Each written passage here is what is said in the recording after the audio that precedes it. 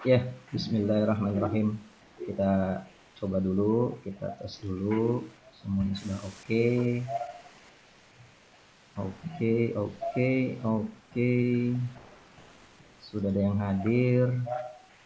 Ini oke, ini oke.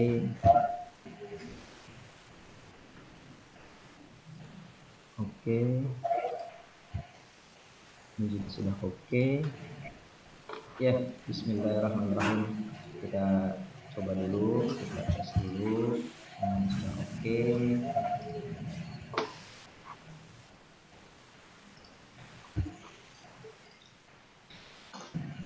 Ya baik, bismillahirrahmanirrahim. Assalamualaikum warahmatullahi wabarakatuh. Waalaikumsalam warahmatullahi wabarakatuh. Ya, alhamdulillah beberapa sudah hadir nih. 10 menit yang lalu sudah muncul, kemudian juga sudah banyak yang chat. Ya, alhamdulillahirabbil alamin. Alhamdulillahilladzi arsala rasulahu bil huda wa dinil haqq liyuzhirahu 'alad dini kullih walau karihal musyrikun. Pagi ini alhamdulillah kita berjumpa kembali. Kalau kemarin pesantren Ramadan, kali ini di dalam kajian tengah Ramadan. Ya, Ustadz kita sudah hadir, kemudian kepala sekolah kita juga sudah hadir. Insya Allah semuanya sudah siap. Segala pujiannya kepada Allah. Pada pagi hari ini dengan izinnya kita bisa bertemu di sini, ya, dengan rahmatnya, dengan karunia-Nya. Ada yang nggak punya kuota sehingga nggak bisa kumpul, ya. Mestinya kita bisa kumpul-kumpul secara langsung, tapi karena ada COVID ini kita tidak bisa berkumpul. Ya, mudah-mudahan kumpulnya kita di sini senantiasa mendapatkan rahmat dari Allah Subhanahu wa taala. Salawat serta salam semoga senantiasa tercurah limpahkan kepada junjungan kita Nabi besar Muhammad SAW, kepada keluarganya, kepada para sahabatnya, dan orang-orang yang senantiasa istiqomah di jalannya. Baik, pada Bapak Ibu, anak-anak Thariq bin Ziyad, dan yang lainnya juga, mari sama-sama kita buka pertemuan kita pada pagi hari ini dengan mengucapkan basmalah. Bismillahirrahmanirrahim. Selanjutnya, sebelum kajian kita mulai, kita akan dengarkan sambutan, arahan dari Bapak Kepala SMP Thariq bin Ziyad, Bapak Ustadz Nur Qasim LC. Kepada beliau dipersilahkan. Bismillahirrahmanirrahim. Assalamualaikum warahmatullahi wabarakatuh. Waalaikumsalam warahmatullahi. Alhamdulillahi rabbil alamin, wassalatu wassalamu ala asyrafil anbiya wal mursalin, sayyidina wa nabiyyina Muhammadin sallallahu alaihi wasallam wa ala alihi wa ashabihi wa man tabi'ahum bi ihsanin ila yaumiddin. Subhanaka la ilma lana illa ma 'allamtana innaka antal alimul hakim. Rabbi shrah li sadri wa yassir li amri wa hlul 'uqdatam min lisani yafqahu qawli. Allahumma ja'al tajammu'ana hadha tajammu'an marhuma wa tafarruqana min ba'dihi tafarruqan ma'suma. Kepada yang sama-sama kita hormati, Ustaz Al-Karim, Ustaz Andi Andriansyah, hafizahullah, yang alhamdulillah di pagi yang mulia ini telah hadir bersama kita semuanya untuk kita duduk sejenak, menimba ilmu, dan tentu kita berharap semoga ini menjadi silaturahim buat kita, kepada kita semua kebaikan-kebaikan dengan hadirnya kita dalam majelis ilmu ini. Dan juga yang sama-sama saya hormati seluruh keluarga besar SMPIT Thariq bin Ziyad Fuldai, anak-anak bapak yang soleh dan cerdas insyaallah, ayah bunda yang hari ini juga ikut menyimak. Semoga Allah Subhanahu wa taala senantiasa terus karuniakan kita kesempatan bisa silaturahim walaupun berjarak tempat sekarang dengan kondisi yang ada. Semoga kita senantiasa dipautkan oleh Allah Subhanahu wa taala dengan doa-doa kebaikan kita, anak-anak keturunan kita. Dan juga yang sama-sama yang kami hormati juga segenap pemirsa di kajian tengah Ramadan SMP Thoriq bin Ziyad dari lintas unit seluruh LPIT Thoriq yang lain yang ikut menyaksikan, yang ikut hadir dalam kaji ta'lim kita di pagi hari ini. Mengawali, mari kita bersama memanjatkan pujian, pengagungan kehadirat Allah Subhanahu wa taala yang menjadi bagian syukur kita kepada Allah tiada hentinya atas kenikmatan.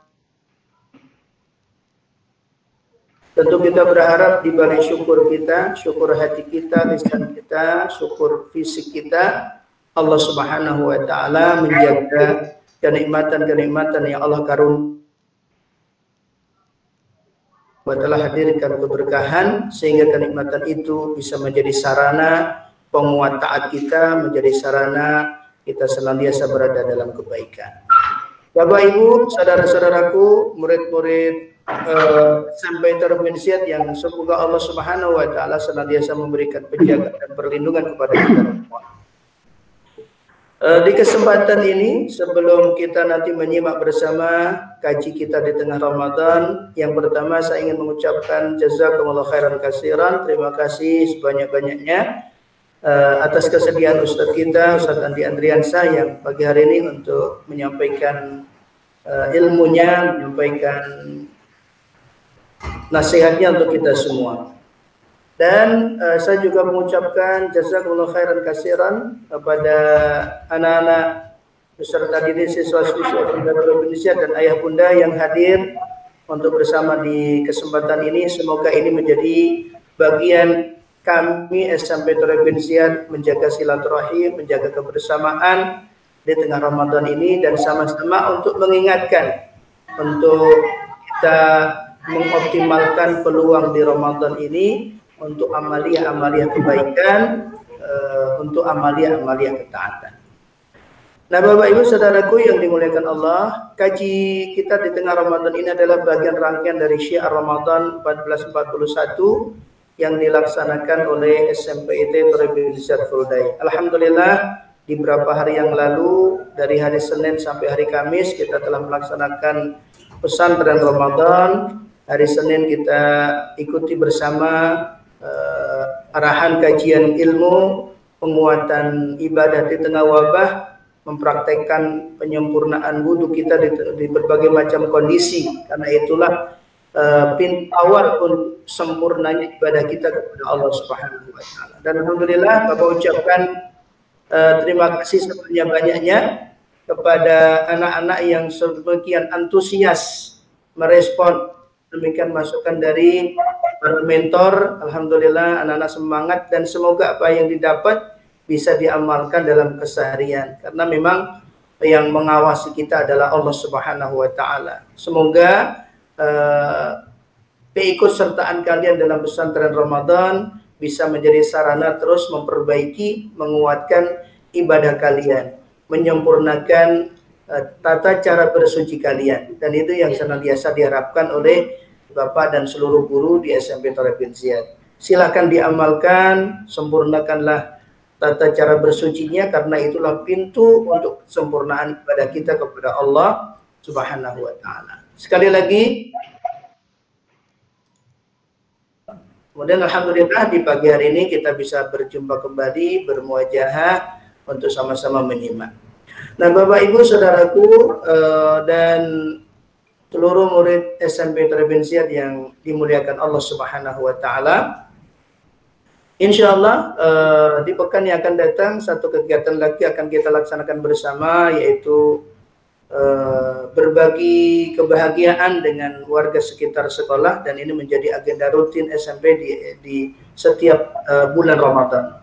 Dan tentu tidak ada kata yang bisa saya sampaikan selain ucapan terima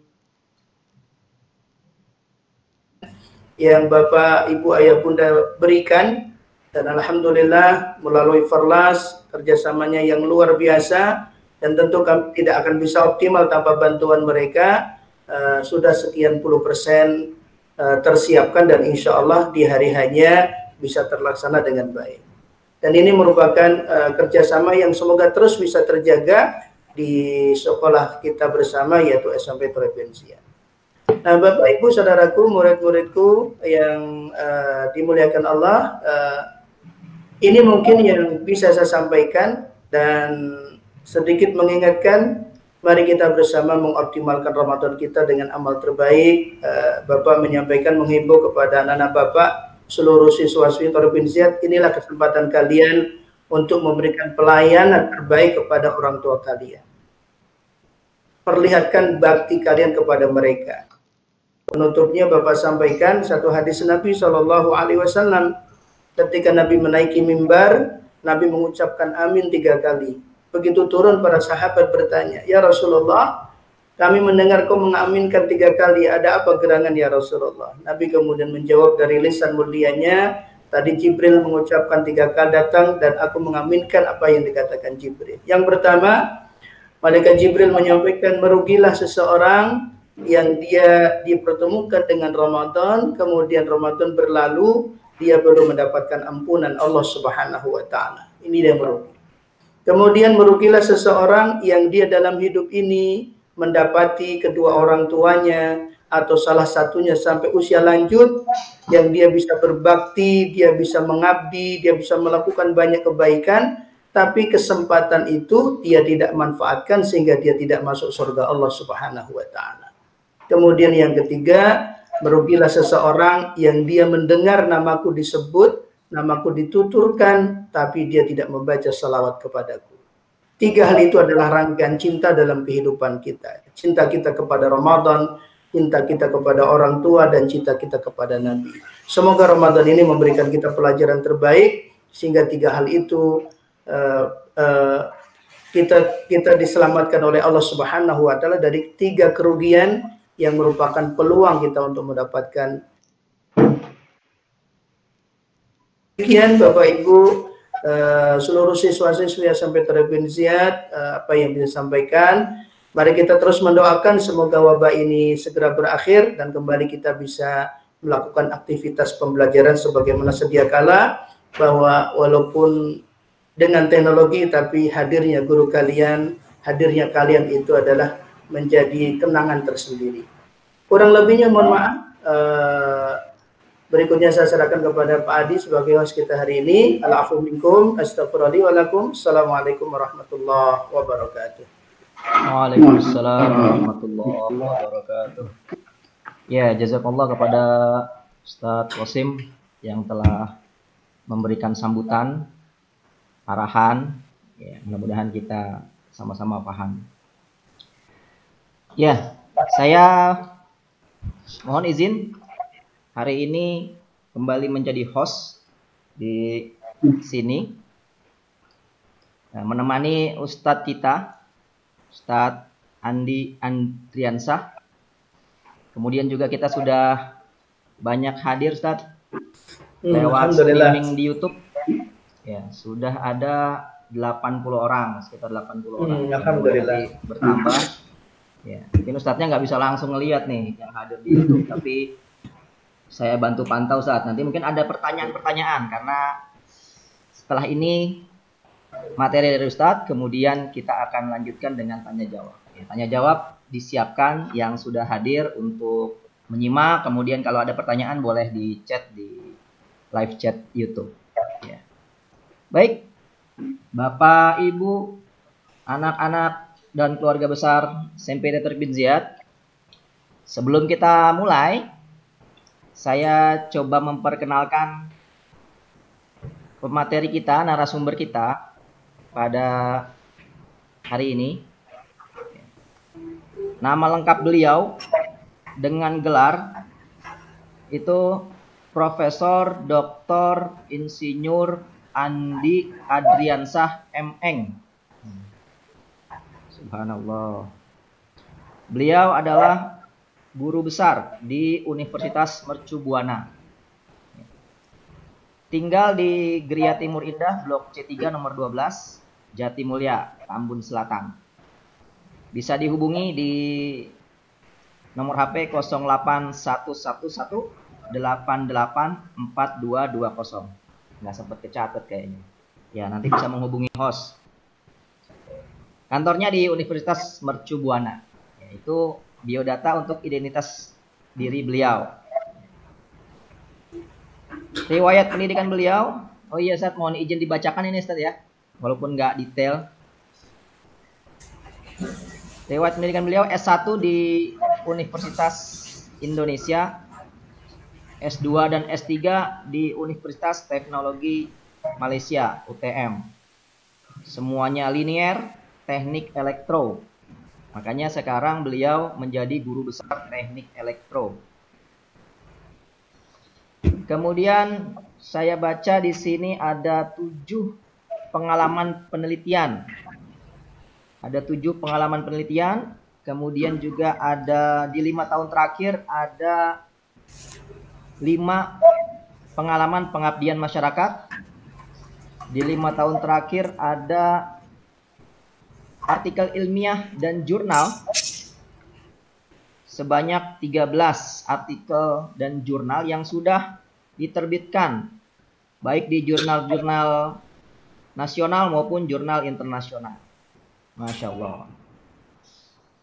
Kemudian juga 5-10 tahun terakhir beliau sudah diterbitkan HKI, hak kekayaan intelektual, sudah 2 di tahun 2017, paten tentang metode pengendalian formasi robot majemuk.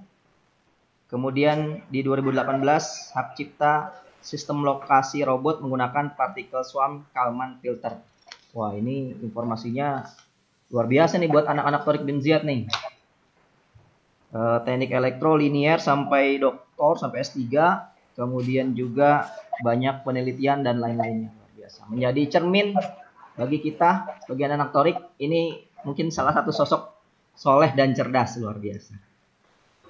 Baik, mana nih anak Thoriq? 8G, wah ada 8G, 8B, 7F dan seterusnya, banyak nih. Sudah hadir semua. Baik Ustadz, semua sepertinya sudah menunggu. Setelah ini pemaparan materi dengan tema Sudahkah Ramadan menjadi madrasah untuk kita keluarga, untuk kita dan keluarga, insya Allah akan dibawakan oleh Ustadz kita Profesor Dr. Insinyur Andi Adriansyah MM. Kepada beliau falyatafadhal masykuran. Bismillahirrahmanirrahim. Assalamualaikum warahmatullahi wabarakatuh. Waalaikumsalam warahmatullahi wabarakatuh. Alhamdulillah wa kafa wa salatullah wa salamullahu ala nabiyil mustafa wa ala ahlihi wa sahbihi ahli sidqi wa wafa wa ba'du. Wa qala ta'ala a'udzu billahi minasyaitonir rajim ya ayyuhalladzina amanu taqullaha haqqa tuqatih wa la tamutunna illa wa antum muslimun. Wa qala Rasulullah sallallahu alaihi wasallam ittaqillaha haitsu ma kunta wa adbi sayi'atal hasanat tamhuha wa khaliqin nas bi khuluqin hasanin. Para orang tua murid SMPIT Thoriq bin Ziyad, para murid-murid siswa SMPIT Thoriq bin Ziyad dan masyarakat pada umumnya. Pertama, saya memuji Allah Subhanahu wa Ta'ala atas limpahan rahmat, limpahan karunia, limpahan anugerah, limpahan nikmat yang sudah Allah Ta'ala karuniakan kepada kita semua, yang kita sudah pasti tidak bisa menghitung nikmat-nikmat tersebut karena begitu banyaknya nikmat yang telah Allah berikan. Kemudian juga mari sama-sama kita berselawat dan bersalam buat Nabi kita Nabi Muhammad Sallallahu Alaihi Wasallam, juga buat keluarganya yang mulia, sahabat-sahabatnya yang Allah juga muliakan dan ridhoi, pengikut-pengikutnya dari waktu ke waktu hingga hari kiamat. Teriring doa semoga kita semua yang hadir pada acara ini diberikan oleh Allah Subhanahu wa Ta'ala keberkahan hidup, kebahagiaan dunia dan akhirat, bisa berkumpul bersama keluarga dan keturunan kita nanti di surga Allah Subhanahu wa Ta'ala. Amin amin ya rabbal alamin.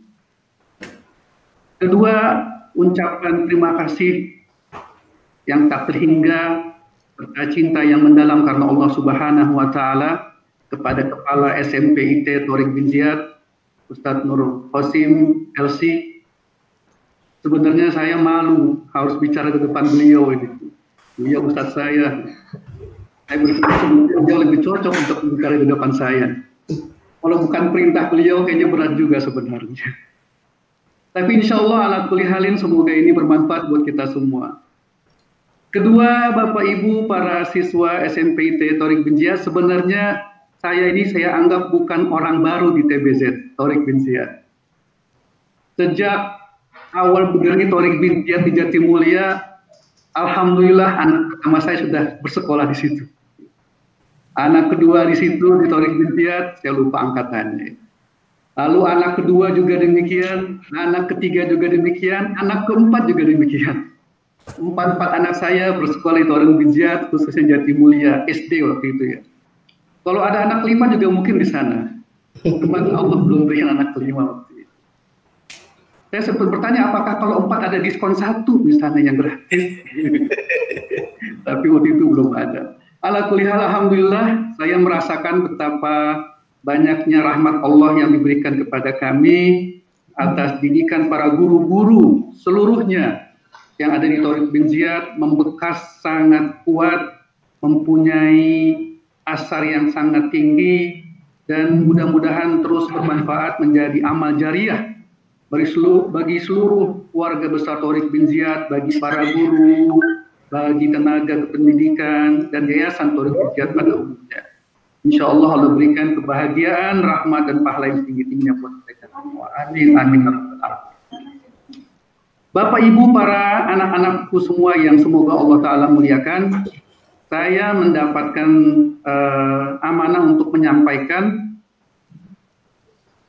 materi. Sebentar, belum muncul materinya.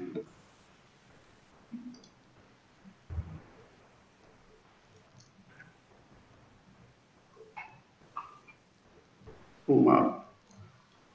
Bentar, sedang diupayakan agar bisa muncul materinya.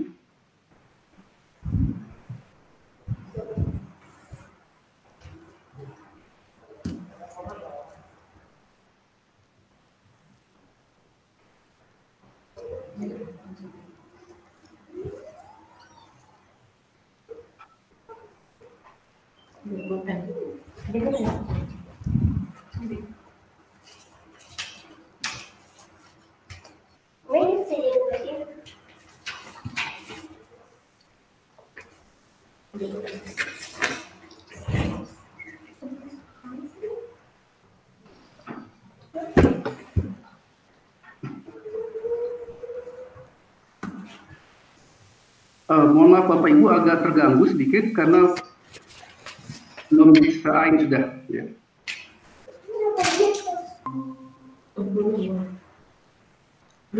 Dicontrek. Coblos.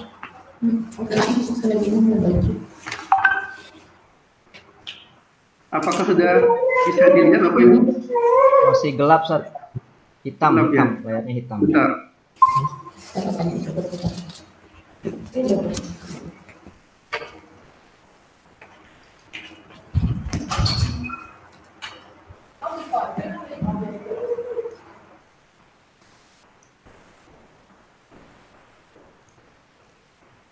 Ya, kita tunggu, Ustadznya sedang menyiapkan slide-nya supaya lebih dapat. Nah, alhamdulillah nih sudah muncul nih.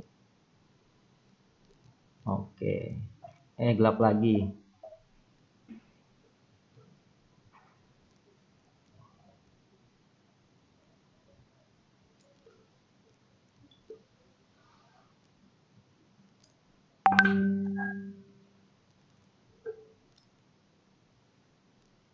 Gelap lagi, Ustaz. Bentar. Oke. Atau mungkin bisa dari host nggak Pak Admin dimunculkannya? Filenya belum kelihatan, nggak bisa langsung dari sini. Saya kirimkan filenya ya. Boleh.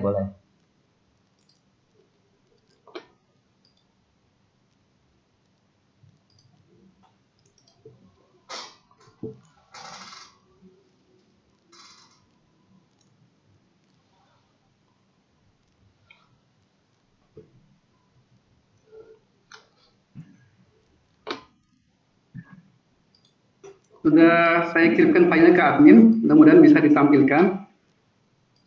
Mohon maaf atas gangguan ini ya.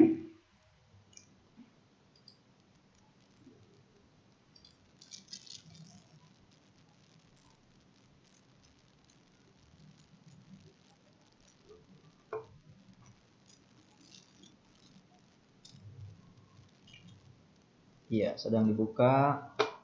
Ya, baik. Sambil nanti Pak Admin membantu untuk menampilkan slide. Baik, tema kita kalau saya bisa mulai dalam rangka bulan Ramadan ini, ya, sebuah bulan yang Allah Ta'ala muliakan dan berikan banyak keunggulan dibandingkan bulan-bulan yang lainnya. Saya ingin memulai kita untuk mengajak bersama-sama membangun sebuah sifat yang sangat dimuliakan, ya, yang Nabi sebut sebagai sebuah sifat yang amat unggul yang dimiliki hanya orang-orang beriman saja. Sebuah amazing karakter yang sangat menakjubkan yang hanya dimiliki oleh orang-orang yang meyakini Allah Subhanahu wa Ta'ala dan Rasulnya Muhammad Sallallahu Alaihi Wasallam.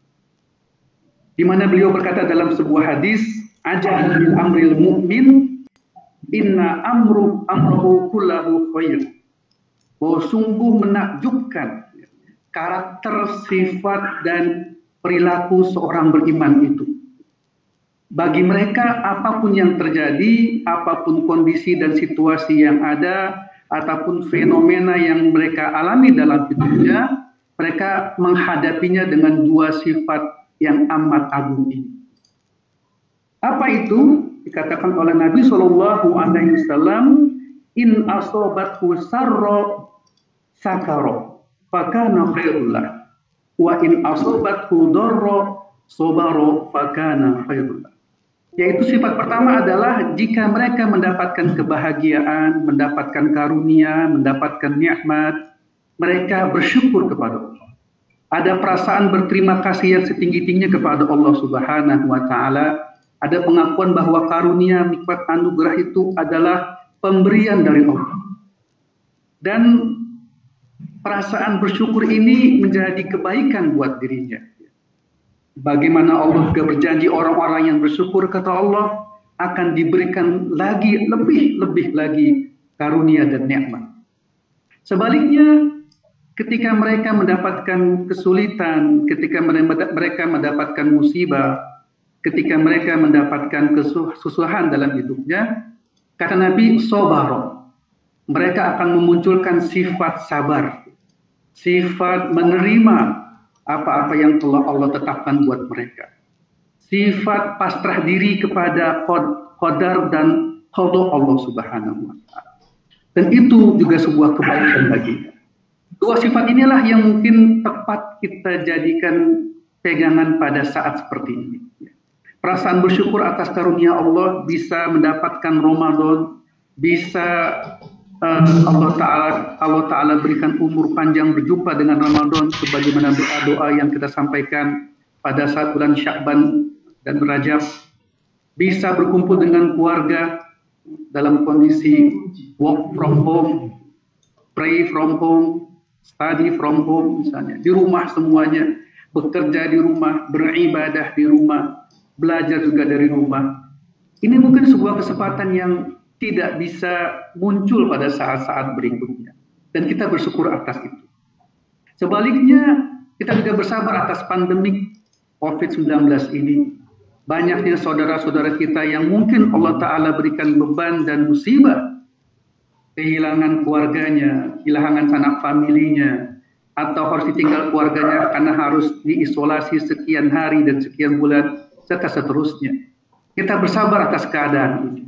Mungkin juga ada saudara kita yang kehilangan atau berkurangnya rezeki yang Allah telah tentukan sebelumnya.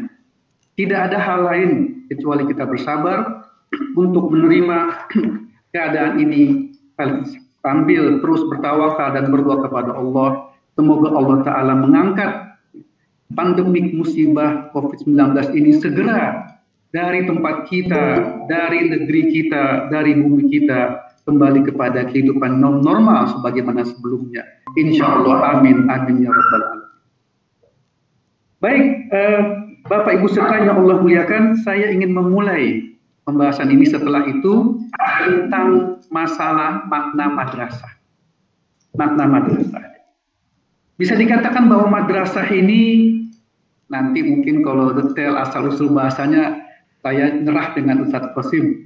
Nanti beliau bisa menyampaikan lebih detail. Kabarnya madrasah dari kata-kata darasa. Darasa yadrusu, tadarrus dalam bahasa kita sehari-hari pada zaman dahulu kala. Sebuah proses learning proses, sebuah proses pembelajaran. Bahasa kita sekarang sebuah proses pendidikan. Bahwa madrasah adalah nantinya dia sebuah lembaga tempat berprosesnya berbagai macam hal dalam rangka menjunjung tinggi melaksanakan upaya untuk melakukan pendidikan. Di mana dalam pendidikan itu dalam sebuah artikel paling tidak seharusnya menjadi sebuah pendekatan yang integral dan komprehensif. Pendidikan bukan sekedar transfer knowledge, pemindahan pengetahuan dari guru ke murid, bukan. Pendidikan bukan sekedar, kalau bahasa sekarang, mengirim modul pembelajaran lewat IT atau lewat jaringan. Guru memberikan modul 10 misalnya. Lalu di dalam modul 10 ada catatan-catatan tentang teori, lalu ada latihan, ada tugas, selesai. Nanti murid-murid diminta untuk mengumpulkan tugas. Sambil gurunya tunggu kapan tugas dikumpulkan, bukan. Karena saat ini sudah banyak protes, sudah banyak keluhan dari para mahasiswa, para guru. Seolah-olah pendidikan tampaknya tinggal sekedar memberikan artikel, modul, tulisan, lalu nanti siswa atau murid atau mahasiswa mengerjakannya tanpa ada interaksi. Bukan itu. Secara integratif, komprehensif, keseluruhan bahwa pendidikan itu adalah proses untuk mendapatkan pengetahuan. Itu hanya bagian pertama. Mendapatkan pengetahuan. Jadi ada yang didapat dari proses pendidikan berupa ilmu, yaitu pengetahuan. Di samping itu harusnya meningkat, bukan sekedar pengetahuan, tetapi pemahaman. Beda antara pengetahuan dengan pemahaman. Pengetahuan ujungnya adalah tahu. Kalau pemahaman ujungnya adalah faham. Oleh karena itu dalam kategori kodifikasi ilmu Islam dikenal istilah fiqih. Fiqih ini bukan sekedar tahu, tapi fiqih ini adalah faham. Nabi katakan yufaqihu fiddin, orang yang berjalan di atas agama ini akan Allah berikan nanti kefahaman terhadap agama. Makanya ulama-ulama kita terdahulu, subhanallah, mereka merangkum dalil-dalil, mereka merangkum, mengumpulkan semua keterangan dari Allah Ta'ala, dari Al-Quran, keterangan Nabi Muhammad SAW berupa hadisnya, lalu dirangkum dan berdasarkan kefahaman mereka atau kefikihan mereka, lahirlah hukum-hukum Islam, ahkamul khamsah yang 5 itu. Mana yang wajib, mana yang sunnah, mana yang mubah, mana yang makruh, sampai kepada mana yang itu pekerjaan besar dari ulama-ulama kita berdasarkan pemahaman mereka. Bagi mereka bukan lagi ilmu yang mereka kejar, tetapi kefahaman mereka. Di atas ini, para hadirin sekalian yang Allah muliakan, adalah perilaku. Proses pendidikan harus melahirkan perilaku. Behavior dalam bahasa Inggrisnya, akhlak dalam bahasa kita, attitude dalam bahasa sehari-hari. 90% perusahaan-perusahaan besar di dunia ini, yang sebagian besar ada di negeri kita di Indonesia, sudah melakukan rilis, mengeluarkan pemberitahuan tentang ranking penerimaan kerja di masing-masing perusahaan besar itu, PMA, perusahaan modal asing. Mereka katakan bahwa sekarang ini ranking terbesar penerimaan kerja bukan nilai, bukan rata-rata indeks prestasi atau indeks prestasi kumulatif, bukan ranking di kelas, bukan, itu nomor 20. Mereka katakan bahwa nomor 1 sampai nomor 5 adalah bagian dari pengukuran attitude, perilaku, behavior, akhlak. Itu yang diperhitungkan mereka. Dan itulah bagian dari target sebuah pendidikan atau madrasah. Di atas perilaku ada yang namanya keterampilan, skill. Ada hard skill, ada soft skill.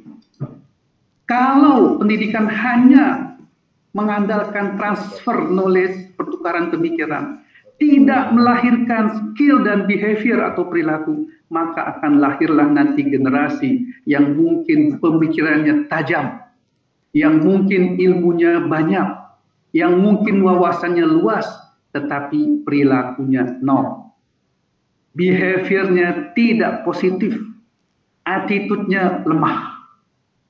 Apa yang mau diharapkan dari generasi yang dihasilkan proses pendidikannya seperti itu? Beberapa perusahaan bahkan juga pekerja-pekerja yang sifatnya formal, baik pekerja pegawai negeri ASN ataupun pekerja profesional, yang mereka harus lembaganya itu melakukan terlebih dahulu training on job, melakukan dulu pelatihan-pelatihan. Kenapa? Karena begitu banyak siswa atau mahasiswa atau lulusan yang tidak punya skill, baik hard skill ataupun soft skill. Karena pendidikan di lembaga yang mereka sebelumnya tidak menekankan proses pendidikan yang memiliki capaian soft skill dan hard skill tertentu. Lemah. Akhirnya mereka melamar cari pekerjaan, diterima di tempat kerja, harus training 1 bulan, training 2 bulan, training 6 bulan. Ini sebuah waste, sebuah kemubaziran sebenarnya. Oleh karena itu, nanti coba kita lihat selayaknya kita mengkaji kembali proses pendidikan kita ini, yang harusnya melahirkan orang-orang yang pertama, tahu, kedua, paham, ketiga, mempunyai akhlak, keempat, mempunyai keterampilan. Berhenti sampai di situ? Tidak. Yang kelima adalah memiliki nilai, value. Dan inilah sebenarnya yang menjadi target seharusnya. Seseorang yang dididik sebuah lembaga, dididik di sebuah tempat, dididik di sebuah kampus, dia harus memiliki nilai value. Nilai keagamaan, nilai kemasyarakatan, nilai kebangsaan, nilai kemanusiaan. Negeri kita mungkin saya kira katakan saat ini sedang berada pada situasi di mana nilai ini hampir hilang. Value itu hampir hilang. Kita tidak memiliki kebanggaan kebangsaan ke Indonesia. Kita kehilangan kebanggaan keagamaan kita sebagai seorang muslim. Kita malu menampilkan nilai dan performansi tampilan keislaman misalnya. Dan terakhir, Bapak Ibu, anak-anakku sekalian yang saya cintai, pada ujungnya sebuah pendidikan harus melahirkan preferensi, harus melahirkan sebuah afiliasi. Saya milih ini, saya berpegang kepada ini, saya akan komitmen dengan pilihan saya. Itulah ujung dari sebuah pendidikan. Lihatlah misalnya orang-orang barat, mohon maaf sebagai contoh saja. Mereka tidak mau kehilangan nilai baratnya mereka, dan mereka memperjuangkan barat mereka mati-matian. Mereka tidak mau kehilangan nilai-nilai dasar yang mereka pegang selama ini, dan mereka berupaya untuk mempertahankannya. Dan jangan lupa, terkadang juga mereka menyebarkan apa yang mereka yakini kemana-mana. Apakah kita tidak merasa bahwa LGBT adalah sebuah nilai yang dipaksakan oleh orang-orang perusak akhlak, dan mereka yakini sebagai sebuah kebenaran? Preferensi, mereka memilihnya, mereka mempertahankannya, mereka menyebarkannya. Dan itulah harusnya hasil sebuah pendidikan. Saya yakin TBZ sebagai sebuah lembaga pendidikan punya nilai yang nantinya ditanamkan ke anak didik, sehingga menjadi sebuah hal yang terpatri di dalam jiwa dan dada mereka, dan mereka akan mempertahankannya, mereka akan memegangnya dengan kuat, mereka akan berkorban untuk mengamalkan nilai-nilai tersebut. Itulah sebuah proses pendidikan, itulah sebuah proses ad-dars atau at-tadarus yang komprehensif, menyeluruh, melingkupi semua aspek-aspek kehidupan kemanusiaan. Walaupun sumbernya dari barat, tapi saya yakin ini bisa kita jadikan sebagai sebuah pegangan, dari proses pembelajaran kita. Baik, saya teruskan. Mohon maaf, tampaknya juga belum muncul. Sudah muncul, Saya coba lagi. Kalau di YouTube sudah muncul, belum bisa juga ya, tampilan PowerPoint-nya. Di YouTube sudah muncul, Ustaz. Sudah saya munculkan, cuman nggak muncul di tampilan Ustaz. Oh, tapi sudah muncul, Pak, ya? Muncul. Baik, terima Ustaz kasih. ngomong aja, saya yang pindahkan, insya Allah. Oh ya, saya masuk ke bagian berikutnya. Ini sekedar mengingatkan saja buat para guru, para orang tua, juga para siswa kita, bahwa ada namanya resistensi, retention of learning, daya tangkap pembelajaran. Bahwa sebuah proses pendidikan, sebuah proses pembelajaran mempunyai cara dan daya tangkap masing-masing.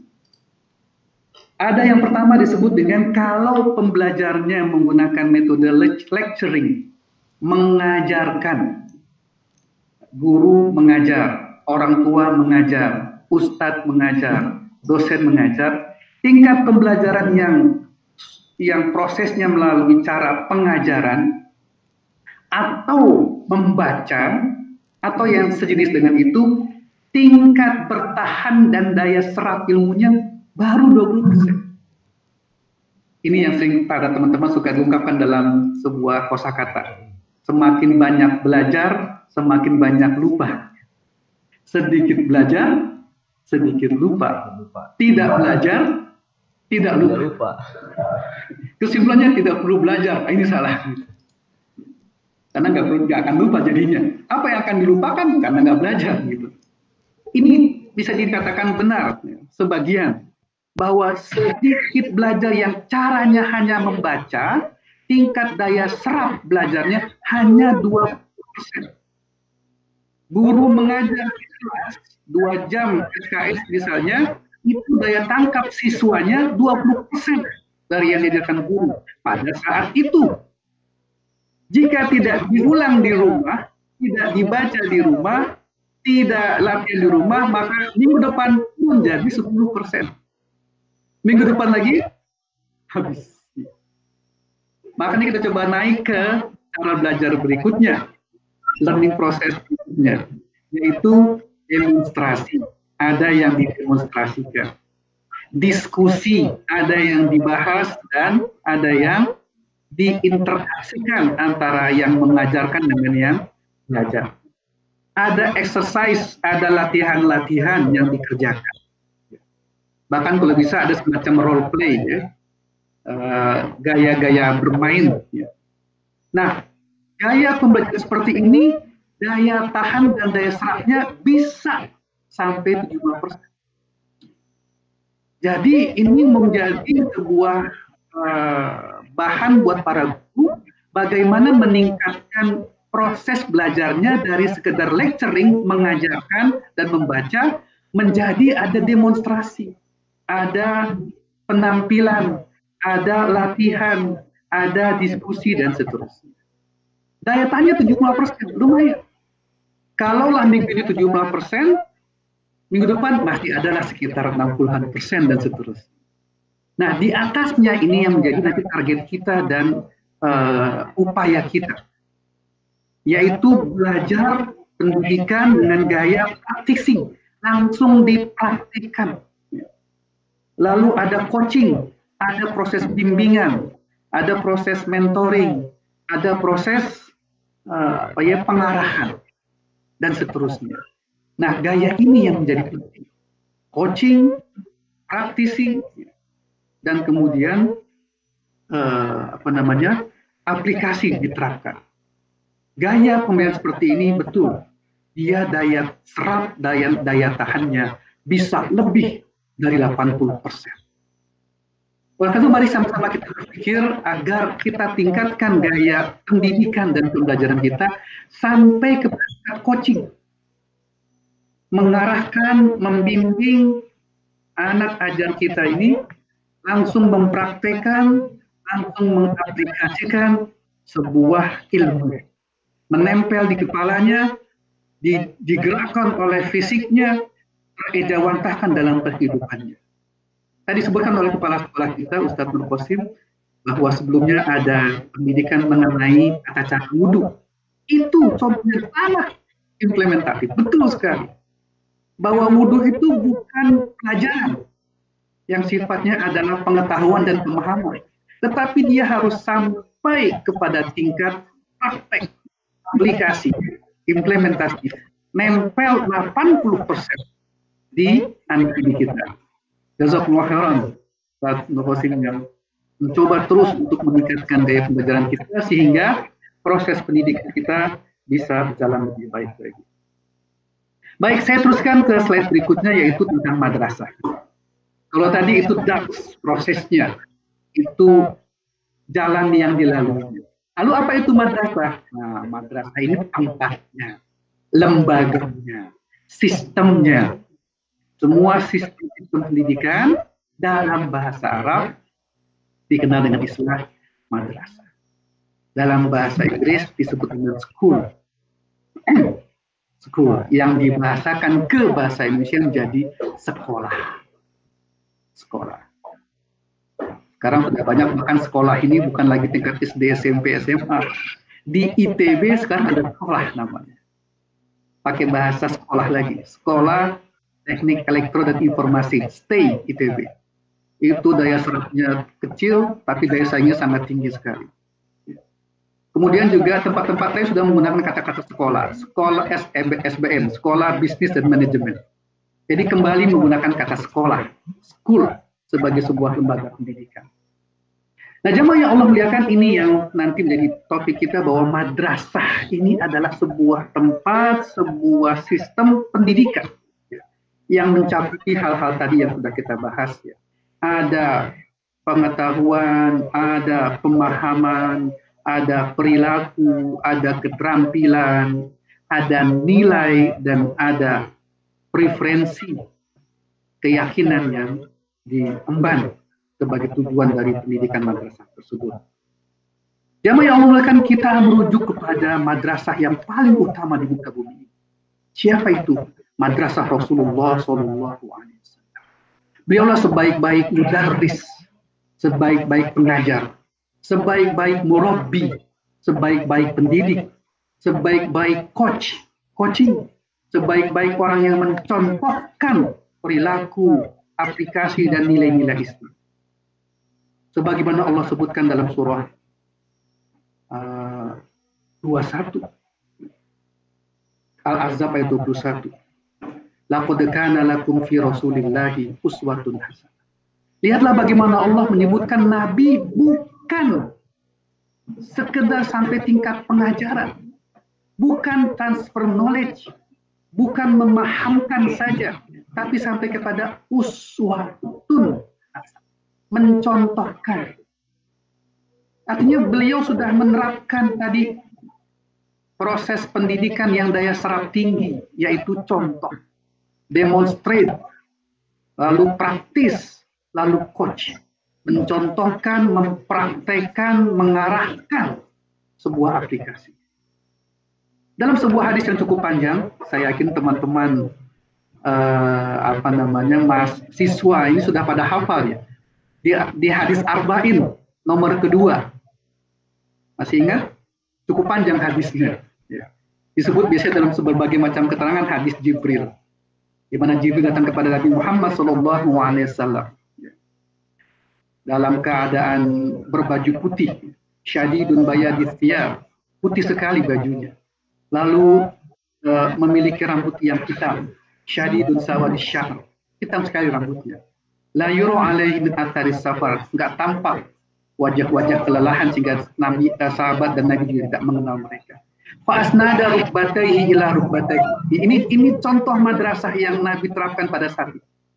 Orang itu datang kepada Nabi yang Nabi sedang bermadrasah dengan sahabat-sahabatnya.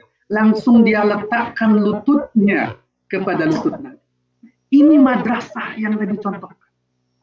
Bahwa ada tatap muka, ada tatap wajah. Muka bertemu muka, wajah bertemu wajah, duduk dalam sebuah majelis sampai menempel lututnya dengan lutut Nabi Muhammad SAW.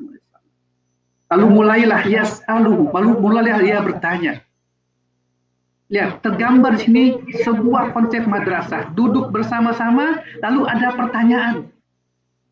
Ini kadang-kadang siswa, kalau gurunya berkata kepada siswa setelah pelajaran, ada yang mau bertanya? Saya nggak tahu. Kalau ada guru bertanya seperti itu, ada yang mau bertanya, kira-kira siswa menjawabnya apa? Saya yakin sama dengan mahasiswa saya di kampus. Sebagian menunduk, tidak mau bertanya. Lihat kembali ke kisah tadi, hadis Jibril ya, yang diriwayatkan oleh Umar radhiyallahu anha, terdapat dalam hadis riwayat Muslim nomor 8. Hadis dapat ke dalam hadis Imam Bukhari dengan teks yang berbeda. Bertanyalah orang tadi ini yang nanti disebutkan oleh Nabi adalah malaikat.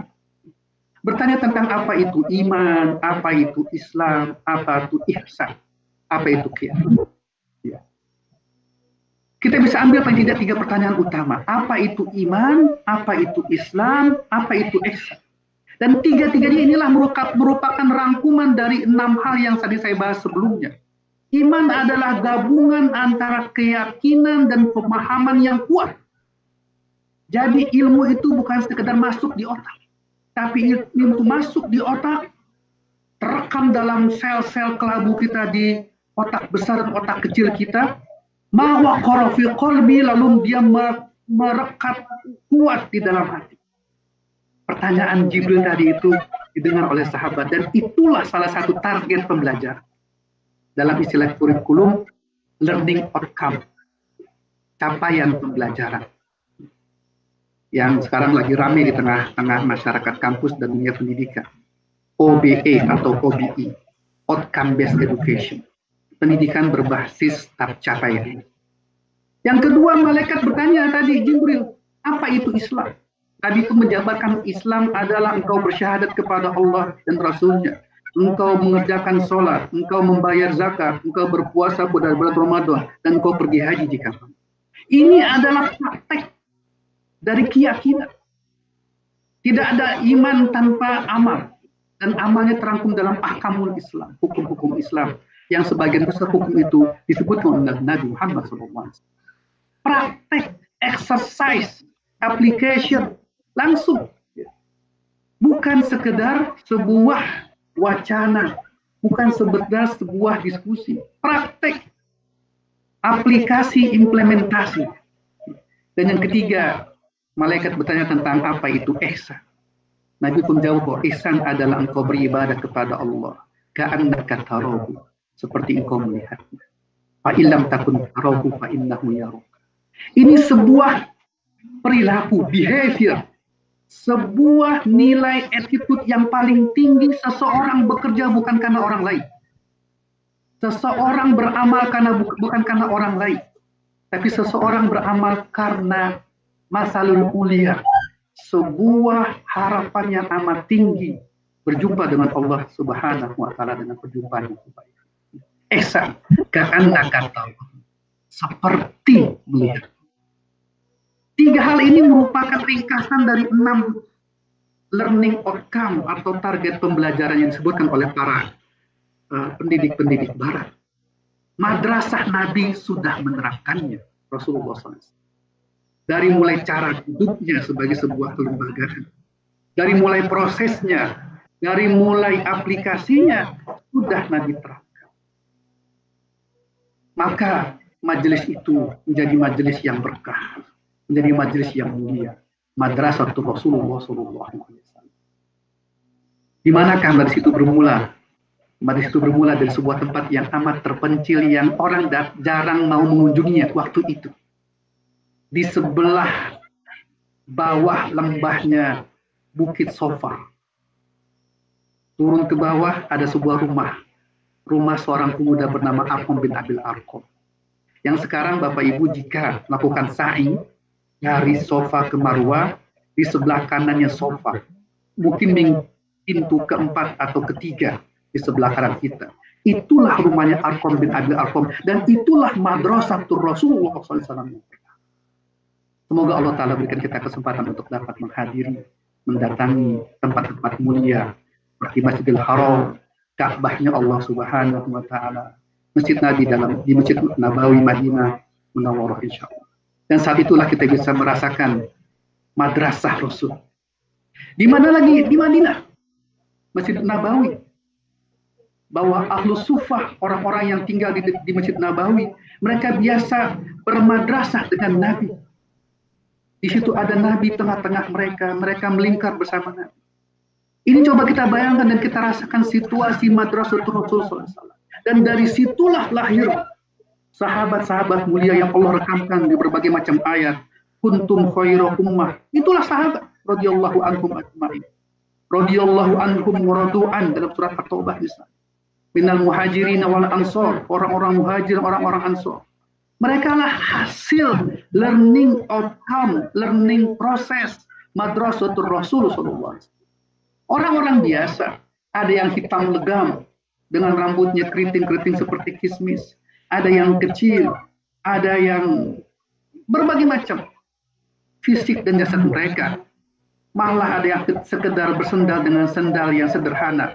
Bahkan sebagian bahkan tidak mempunyai alas kaki. Tetapi mereka dididik dengan pendidikan yang sangat kuat oleh pendidik yang sangat mulia. Kemudian lahirlah sahabat-sahabat yang mulia, yang akhirnya mereka membentangkan nilai-nilai Islam dengan preferensi mereka, dengan akhlak mereka, dengan skill mereka, lalu menjadikan Islam sebagai waktu itu Madinatul Munawwarah, kota yang menyebarkan ilmu, pengetahuan, peradaban hampir ke-2/3 penjuru dunia. Jamaah yang Allah muliakan, baru kemudian madrasah ini diformalkan. Ada sahabat radhiyallahu Ibnu Abbas yang mulai mengajarkan, mendidik sahabat-sahabat yang waktu itu yang senior, yang junior, yang lahir belakangan. Kemudian teruslah berkembang madrasah pertama yang berkembang secara formal adalah madrasah di Samarkand. Sekarang kalau kita hadiri begitu mewah, megah tempat madrasahnya. Lalu ada madrasah Imam Ghazali dan seterusnya. Sampai saat ini tersebar, termasuk di negeri kita tercinta ini, Indonesia. Bahwa pejuang pahlawan itu dimulai dari madrasah. Cuma sekarang memang kadang-kadang madrasah ini sering diartikan agak dipersempit. Madrasah diniyah dan seterusnya. Baik, nama yang Allah muliakan, kita teruskan. Kita masuk sekarang ke madrasah Ramadan yang sekarang sudah masuk ke hari ke-16, separuh sudah berjalan. Ya, separuh perjalanan sudah kita lalui. Di balik semua kemuliaan Ramadan, di balik semua keunggulan Ramadan, di balik semua ganjaran-ganjaran yang Allah janjikan di bulan Ramadan, disitulah terletak madrasah Ramadan. Sebuah madrasah yang seharusnya bisa meningkatkan tadi nilai-nilai yang Nabi ajarkan dalam madrasah Nabi yang disebutkan oleh hadis Jibril tadi, di mana Nabi menerapkan iman, lalu Islam dan ihsan. Ya. Nah, inilah saat di mana kita mencoba menerapkan lagi dalam madrasah Ramadan. Cuman perlu kita ketahui para peserta sekalian yang Allah muliakan, ayah, ibu, dan siswa Thoriq Binjiyat yang saya cintai. Madrasah Ramadan ini secara umum sudah banyak dibahas para ustadz-ustadz kita. Saya ingin tekankan ada 3 hal. Pertama, kita mesti tambah dan tingkatkan keyakinan bahwa ini adalah sebuah madrasah yang mulia, yang utama, yang sangat tinggi nilainya. Ya. Yang ini anugerah Allah berikan kepada kita. Nabi katakan dalam sebuah keterangan, hai orang-orang yang baik, kejarlah. Hai orang-orang yang dalam kondisi buruk, berhentilah. Lalu disuruh Nabi kejar Ramadan, isi Ramadan, dan seterusnya. Ini karakter pertama. Gali kembali tentang keutamaan Ramadan. Setiap waktunya adalah keutamaan. Pertama, karakter. Yang kedua, Bapak Ibu yang Allah muliakan dan siswa yang saya cinta, waktunya pendek. Pendek sekali. 1 bulan. 1 bulan ini kalau kita pikir memang panjang dalam hitungan detik. tapi sesungguhnya dia pendek sekali. Saat ini sudah kita lalui separuhnya, sudah 16. Tinggal separuh kurang lagi Ramadan ini. Artinya madrasah yang sangat singkat, madrasah yang sangat cepat, yang kita belum tentu ada jaminan garansi akan bertemu lagi dengan madrasah ini pada tahun yang akan datang. Sementara di sisi lain, pertama keutamaannya, kedua waktunya singkat, yang ketiga banyak halangannya, banyak gangguannya, banyak godaannya. Memang dalam sebuah keterangan bahwa pintu-pintu surga dibuka, pintu-pintu neraka ditutup, syaitan dibelenggu. Tetapi nafsu tunazi'uhu, nafsu yang menggelora ini jadi halang. Lalu kemudian tarikan-tarikan, godaan-godaan teman, kerabat dan sebagainya menjadi godaan kita, gangguan juga. Terkadang capek, lelah dan seterusnya juga menjadi halangan kita. Oleh karena itu, teman-teman sekalian yang Allah muliakan, maka kita perlu mengatur madrasah Ramadan. Kita perlu membuat Ramadan ini sebagai madrasah dalam artian seperti sebuah lembaga pendidikan sebagaimana madrasah. Ada manajemen, ada learning outcome, ada target yang perlu dicapai. Ada orang-orangnya, personal-personalnya yang terlibat dalam madrasah ini. Ada kurikulumnya yang harus dilalui. Paling tidak saya sebutkan misalnya ada 3 hal yang perlu kita atur dalam sisa perjalanan Ramadan ini. Pertama, manajemen waktu. Perlu diatur waktu madrasah ini secara detail. Kalau dalam perkuliahan misalnya 4 semester, maka dibagi 8 semester, dibagilah semester dalam setiap 6 bulan. 6 bulan pun hanya ada 16 tatap muka misalnya. Maka diaturlah SKS-nya. Tatap muka pertama pertemuan apa, tatap muka kedua pertemuan apa, seterusnya. Ini kita perlu atur dari segi waktu.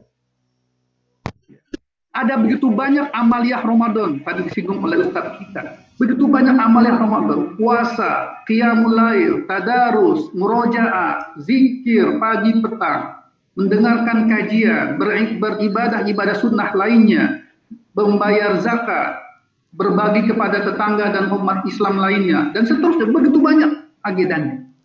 Ya. Ini kita perlu atur. Apa dan kapan? Ini dikerjakan kapan? Ini dikerjakan kapan? Jika tidak, cepat sekali berlalu. Sangat cepat berlalu. Habis. Tiba-tiba 29 Ramadan, 30 Ramadan, selesai. Berlalu. Perlu ada manajemen waktu. Yang kedua, manajemen tugas. Perlu diatur tugasnya. Di rumah kita, di madrasah Ramadan rumah kita ini ada ayah, ada ibu, ada anak dan anggota keluarga lain. Itu yang lengkap insya Allah. Yang tidak, maka semoga Allah Ta'ala berikan kemudahan dalam melaksanakan. Maka aturlah. Si A tugasnya apa, si B tugasnya apa, si C tugasnya apa. Ayah tugasnya apa, ibu tugasnya apa, sulung nomor 2, nomor 3, nomor 4 tugasnya apa. Ini mesti diatur. Seperti semua sekolah, seperti sebuah lembaga pendidikan. Atur. Siapa yang menyiapkan sholat zuhur, siapa yang menyiapkan asar dan seterusnya. Siapa imam zuhur, imam asar, imam maghrib, imam isya, imam tarawih, imam. Siapa memberikan tausiah, siapa yang mengecek hafalan, siapa yang membimbing murojaah, siapa yang harus membagikan makanan kepada tetangga, diatur. Ini manajemen tugas. Sehingga semua terlibat, semua merasa bagian dari madrasah Ramadan di keluarga. Yang terakhir adalah manajemen diri. Ini semua harus mempunyai upaya untuk meningkatkan, scale up, potential, meningkatkan kompetensi kita. Bagaimana masing-masing meningkatkan kompetensi kita. Nah, jemaah yang Allah muliakan, maka diaturlah, dimanage apa dan bagaimana. Ya. Kalau kita hubungkan dengan tadi retention learning, daya serap pembelajaran, kapan lecturing, kapan ada pemberian ilmu berupa tausiah. 5 menit, 10 menit, 15 menit. Kapan discussion, kapan perlu ada diskusi, warga inti berkumpul untuk diskusi. Hal-hal tertentu sebagai sebuah amaliyah. Kapan exercise, latihan. Latihan jadi imam, latihan baca doa kunut. Latihan memimpin sebuah kegiatan. Kapan practicing, langsung menerapkan. Kapan coaching, kapan membimbing, dan seterusnya. Inilah madrasah. Dan jika itu kita kerjakan, maka akan hidup madrasah Ramadan di keluarga kita. Saya coba tampilkan 2 pokok pikiran dan patokan yang mudah-mudahan bermanfaat buat kita semua. Pertama, ada kaidah. Ini setahu saya kaidah, bukan sebuah hadis. Yang berbunyi faqidu syai' la yu'ti. Faqid, orang yang kehilangan, yang tidak punya sesuatu, syai'in la yu'tihi, dia tidak bisa memberikan. Orang yang tidak punya ilmu tidak bisa memberi ilmu. Orang yang tidak punya harta tidak bisa memberi harta, dan seluruhnya. Nah, ini saya tujukan kepada para orang tua, khususnya. Nanti juga pada anak-anakku yang kecil. Tidak bisa orang tua memberikan sesuatu kalau tidak punya sesuatu. Tidak bisa memberikan ilmu kalau tidak punya ilmu. Tidak bisa memberikan contoh sebelum dia mengerjakan contoh itu. Tidak bisa memberikan arahan sebelum dia memiliki modal untuk mengerjakan arahan. Bahasa gampang yang sekarang sedang ramai di dunia maya sebelum masuk Ramadan di bagian awal, tentang imam tarawih. Sempat ramai waktu itu. Siapa imam tarawih di rumah kita? Biasanya kita tarawih di masjid, musola, atau tempat-tempat yang lain secara berjamaah. Dan biasanya kita sebagai makmum, lengkap, entah 11 rakaat ataupun 23 rakaat itu sebagai makmum. Sholat maghrib sebagai makmum, sholat isya makmum, seluruh sholat sebagai makmum. Tiba-tiba kita harus sholat di rumah. Siapa imamnya? Maka bermunculanlah guyonan dan gurauan tentang bapak yang subhanallah, masya Allah, belum pernah jadi imam. Nah, ini berlaku patokan ini. Nah, inilah kesempatan kita untuk scale up, meningkatkan kompetensi diri. Ini yang saya sebut tadi, manajemen diri. Meningkatkan, waktu kita masih ada, Allah berikan kita masih nikmat untuk hidup di muka bumi ini, kejar Quran kita. Kejar apa-apa yang belum ada pada kita. Umur bukan sebuah hal, tapi himmah, ulul himmah, ketinggian niat, kebesaran obsesi itu bisa mempercepat pencapaian apa-apa yang kita ingin capai. Dalam sebuah kajian kejiwaan dikatakan, orang-orang yang mempunyai himmah besar, orang-orang yang mempunyai obsesi besar, itu jiwanya bisa lebih cepat berlari dibanding fisiknya. Ini sebuah kata-kata yang amat unik. Bahwa obsesi, tujuan itu bisa menggerakkan jiwa. Bahkan, ini kata-kata yang sangat majazi kiasan. Bahkan sampai jiwa itu bisa berlari meninggalkan fisiknya. Artinya kelemahan-kelemahan fisik usia umur itu bukan sebuah halangan. Ketika ada himmah, ada obsesi yang ingin kita capai. Yang kedua, ada sebuah hadis, ini hadis Rasulullah SAW, dia sampaikan bahwa masalul ladzi yu'allimun nasa al-khair wa yunsi nafsahu masalul kittilah tudi'u linnas wa tahruqu nafsaha.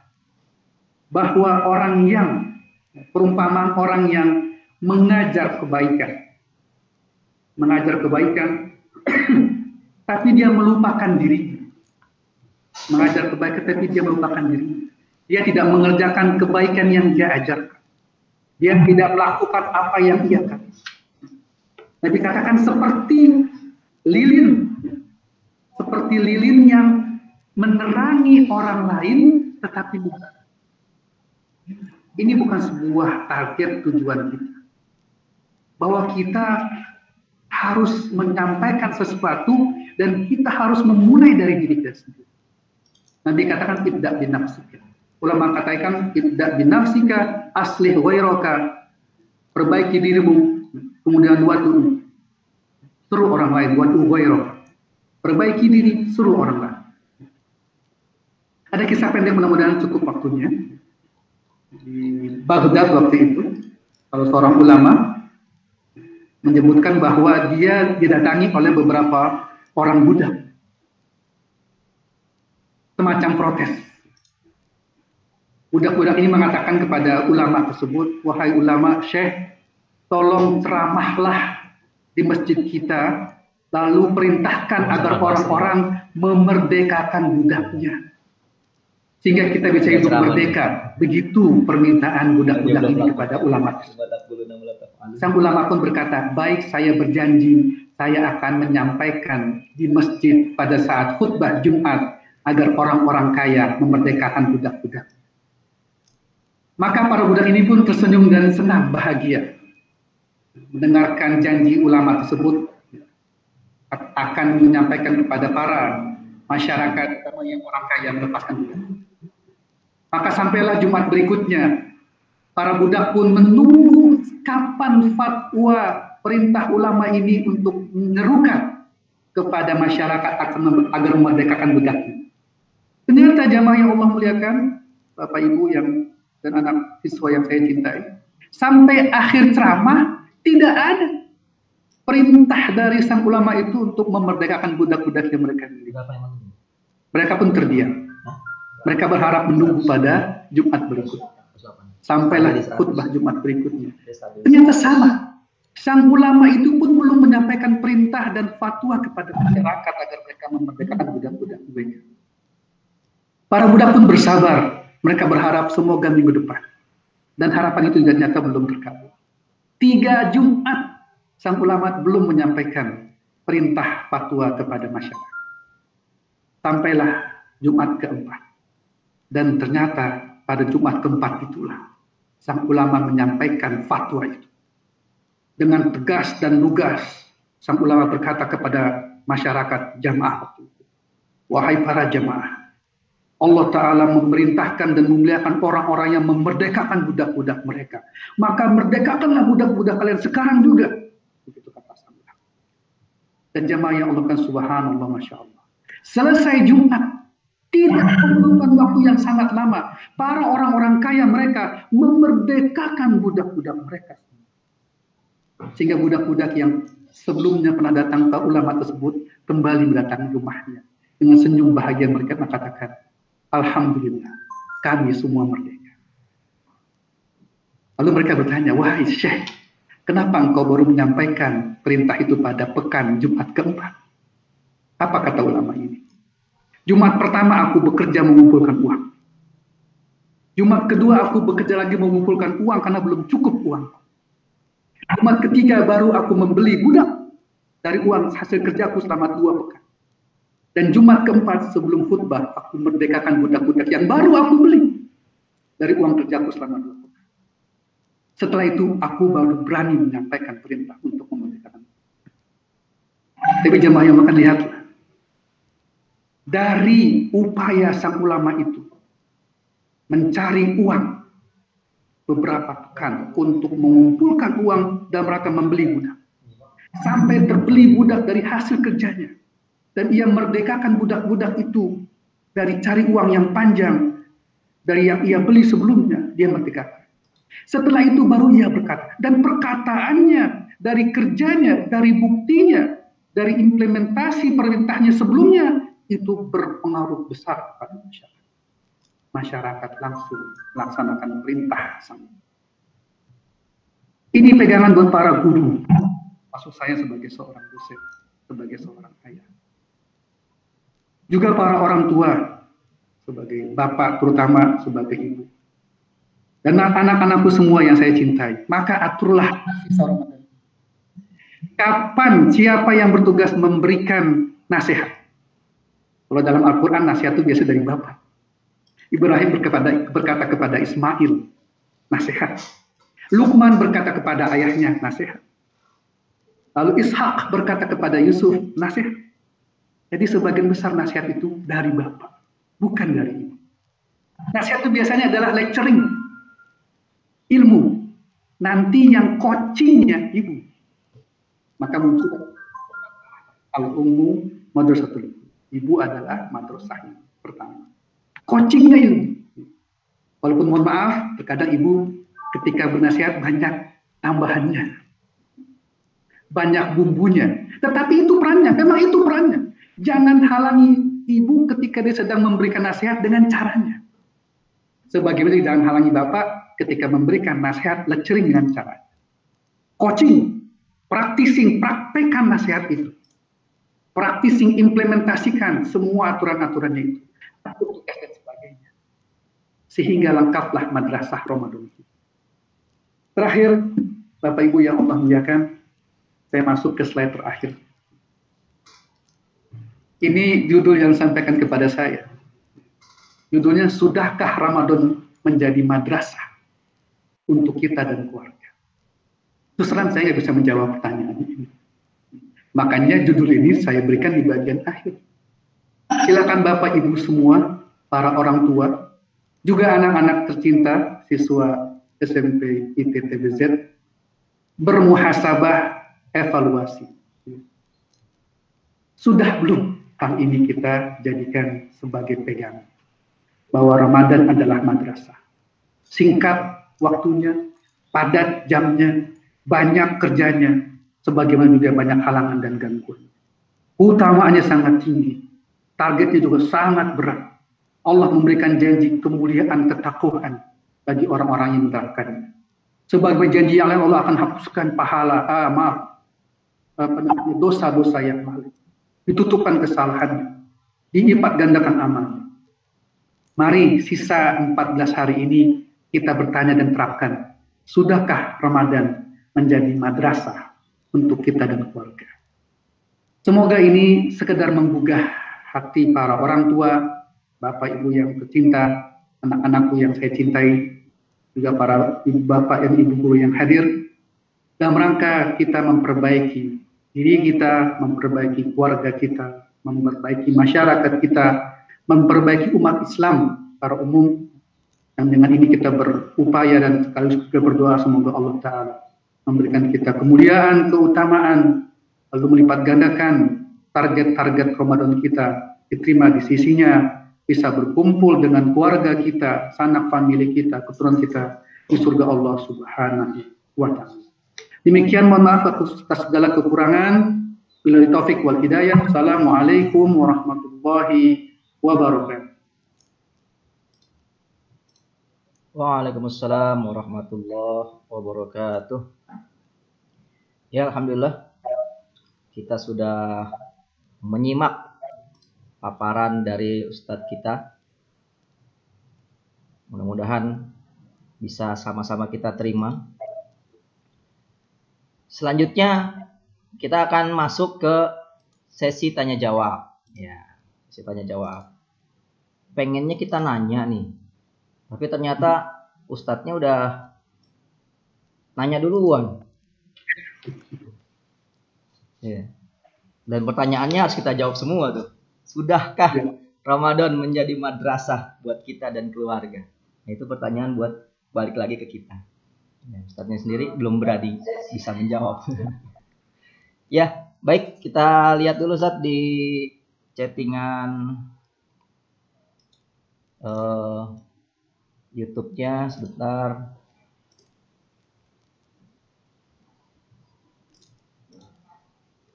Ya, silakan yang mau nanya. Mana belum ada pertanyaan nih? Ya. Pertanyaan pertama Ustadz. Sebetulnya ini pertanyaan umum ya. Pertanyaan umum. Dari Pak Ahmad Kusiana.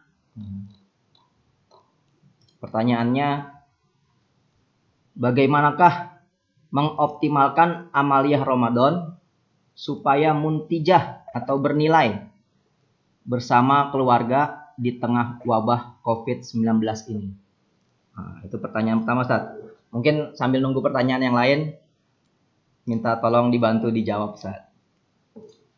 Ya, terima kasih atas penanyanya. Semoga Allah memberikan keberkahan padanya. Amin. Kuncinya satu, manajemen, penataan, dan pengelolaan. Tanpa manajemen, tanpa menata, mengelola, kita tidak bisa mengoptimalkan. Optimalisasi itu bisa kita capai kalau kita atur, kita kelola, kita tata. Tadi sempat saya singgung, apa yang mau kita tata, apa yang mau kita kelola, apa yang mau kita atur. Pertama, tadi waktu. Ingat bahwa Ramadan ini singkat, 30 hari itu bukan waktu yang panjang. Setengah sudah kita lalui. Kita hanya punya waktu separuh lagi. Maka segera atur waktu. Setiap detik, setiap menit, setiap jam sebaiknya sudah ada aturan waktu. Baik secara tertulis ataupun kesepakatan bersama. Tanpa pengaturan waktu sulit sekali. Badan kita ini punya nafsu. An-nafsu tunazi'u. Nafsu yang selalu menggelora. Dan sebagian besar nafsu itu mengarah kepada keburukan. Inna nafsa la'ammaratun bisu illa ma rahima. Badan kita ini terdiri dari jasad, tubuh, fisik yang punya fatik, punya waktu letih, punya waktu lemah, punya waktu capek. Yang dalam sebuah keterangan disebutkan bahwa Al-Quran akan menjadi syafaat pada bulan Ramadan bagi para pembacanya. Mereka menahan kantuknya, disebutkan dalam hadis tersebut. Mereka menahan kantuknya. Ini kan masalah manajemen waktu. Kalau nggak diatur benar-benar, dia akan berlalu begitu saja, habis tanpa ada manfaat. Kedua tadi itu yang saya sebutkan, manajemen tugas. Apa berbuat apa? Siapa tugasnya apa? Tidak mungkin semua dihandle oleh kepala keluarga, tapi bagi tugasnya. Semakin banyak keterlibatan anggota keluarga dalam tugas ini, insya Allah semakin optimal. Ini membantu itu membantu. Ini mengerjakan itu mengerjakan itu. Dibagi tugas. Serah mau pakai ditulis, mau pakai ditulis di komputer, di print, dipajang di meja besar-besar misalnya, atau ditempel di tembok secara tampak dan demonstratif, silakan, itu masalah cara. Tetapi memang mesti diatur penugasan. Target misalnya apa target Ramadan ini? Si A anak sulung targetnya apa? Si B targetnya apa? Apa yang mau dicapai dan seterusnya. Dan yang ketiga, tanamkan masing-masing untuk memperbaiki diri. Masing-masing mengendalikan diri, mengontrol diri, komitmen dan disiplin kepada diri. Manajemen diri, self-management. Dengan manajemen ini insya Allah kita bisa mudah-mudahan mengoptimalkan madrasah Ramadan ini seoptimal mungkin sesuai dengan harapan dan target kita insya Allah. Demikian mungkin sekedar masukan yang bisa saya sampaikan menanggapi pertanyaan. Iya, jadi kuncinya manajemen ya, dimulai dari rencana, diakhiri dengan niat yang istiqomah. Ya. Baik Ustaz, jazakallah atas jawabannya. Ada lagi yang nanya nih Ustaz. Dari Ibu Tukiyati. Nasihat harus dari ayah. Bagaimana jika ibu single parent atau ayah kerja di luar kota jarang pulang? Nah, berarti nasihatnya dari mana nih Ustaz? Terima kasih Ibu, semoga Allah memberkahi. Tadi saya sampaikan, alhamdulillah bersyukurlah yang madrasah ini lengkap semuanya. Bersyukur setinggi-tinggi kesyukuran. Ada bapak, ada ibu, ada anak-anak. Kalau tidak, dengan berbagai macam keadaan dan kondisi ketidaklengkapannya, maka pertama bersabarlah. Bersabarlah, dalam sebuah ayat dikatakan bersabarlah, tingkatkan kesabaran. Saya sudah sabar Ustaz, ya tingkatkan lagi kesabaran. Sabar ada batasnya? Enggak ada. Sabar tidak ada batasnya. Kata Allah Ta'ala, ya ayyuhalladzina amanu sabiru wassabiru warabitu. Wattaqullaha la'allakum turhamun. Sabarlah, terus tambah kesabarannya. Tambah lagi kesabarannya. Siaga, bekerja keras. La'allakum tuflihun. Semoga Allah berikan kemenangan. Di setiap kesulitan ada kemudahan. Ayatnya jelas, diulang 2 kali. Inna ma'al usri yusro. Seringkali diartikan di setiap kesulitan, setelahnya ada kemudahan. Bukan setelahnya.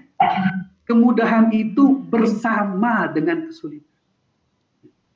Nah, bagi ibu yang single parent, semoga Allah Ta'ala berikan pahala atas kesabaran dan musibah ini, ya berarti ibu itu memegang 2 atau lebih tugas. Dia yang harus memberi nasihat, dia juga yang harus memberikan semacam sentuhan rohani kepada anak-anaknya. Semoga Allah Ta'ala berikan pahala ganjaran yang berlipat atas tugas yang berlipat ini. Kalau sang ayah ada di luar kota, saya yakin kita sudah punya jawabannya saat ini. Mau pakai apa? Mau pakai WA video? Bisa. Mau pakai Telegram video? Bisa. Mau pakai Zoom? Lagi ramai sekali, bisa. Mau pakai Google Meet yang kita sedang laksanakan pada saat ini juga bisa. Jadi tidak ada alasan. Tidak ada alasan bahwa sang bapak tidak bisa berbincang dengan anak. Dalam sebuah keterangan misalnya, Nabi Ibrahim alaihissalam bahkan sampai mengunjungi 2 kali Nabi Ismail alaihissalam di kota Mekah waktu itu. Ketika Nabi Ismail alaihissalam sudah menikah dengan anak dari suku masyarakat yang awal di kota Mekah waktu itu. Datang pertama Nabi Ibrahim salam nggak ketemu sama Nabi Ismail, ketemu sama istrinya saja. Ada perbincangan singkat. Lalu Nabi Ibrahim berpesan kepada istrinya waktu itu, ganti palang pintu. Kemudian Nabi Ibrahim dan Nabi Ismail pun menceraikan istri yang pertama. Lalu menikah lagi dengan istri yang lain. Masih kerabat dari suku tersebut. Nabi Ibrahim datang lagi kemudian ke Mekah. Menjumpai Ismail walaupun tidak berjumpa, tapi berjumpa dengan istrinya yang kedua. Ada perbincangan singkat, lalu Nabi Ibrahim berpesan kepada istrinya, pertahankan palang pintu. Kemudian Nabi Ismail pulang dan mendapatkan pesan apanya untuk mempertahankan palang pintu atau mempertahankan pernikahannya dengan yang kedua. Lihat, Nabi Ibrahim terus memantau anaknya walaupun Nabi Ismail alaihissalam sudah. Dan terjadilah dialog, diskusi, nasihat dan seterusnya. Jadi semoga sang bapak yang ada di luar kota tetap bisa menonton YouTube ini mungkin, atau berikutnya bisa mengatur waktu untuk berjumpa dengan anak-anaknya, memberikan nasihat 3 patah kata, sehingga tetap berjalin jalinan ukhuwah, cinta dan kasih sayang antara sang bapak dengan anak-anak. Demikian mungkin tanggapan saya, wallahu a'lam. Iya, jadi bapak itu sebetulnya di keluarga harus yang paling keren ya, Ustaz ya. Jadi guru besarnya itu. Seperti Nabi Ibrahim. Nah, sekarang ini menjadi madrasah, ternyata jadi madrasah buat bapaknya juga ya. Yang jarang jadi imam tarawih. Ya. Setiap hari harus jadi imam tarawih di rumah. Hafalannya harus nambah. biar jamaahnya nggak bosan-bosan. Itu yang saya gambarkan dalam gambar scale up. Dia harus naik duluan. Okay. Harus meningkat dulu. Nah, terkait scale up nih Ustaz, ada pertanyaan nih Ustaz dari kelas 9F nih, SMP TTBZ, namanya Fikri Aji. Beliau bertanya, apa yang lebih tinggi dari daya serap belajar selain learning by doing? Nah, learning by doing kan paling tinggi tuh. Ada lagi nggak Ustaz nih? Pertanyaannya kayaknya seperti itu nih. Yang paling tinggi menurut saya, wallahu a'lam, didoakan. Oh iya. Ya, yang paling tinggi didoakan. Itu kan tadi kan cara-cara manusia. Betul. Mengajar secara tekstual, pakai buku ajar, pakai modul, pakai bahan. Mengajar praktikum, ada bahan praktikum, ada teknik-teknik mengerjakan secara praktis. Dibimbing, coaching, diskusi, latihan, implementasi. Di atasnya apa? Didoakan. Nabi SAW mendoakan para sahabatnya. Contohnya Ibnu Abbas radhiyallahu anhu. Nabi katakan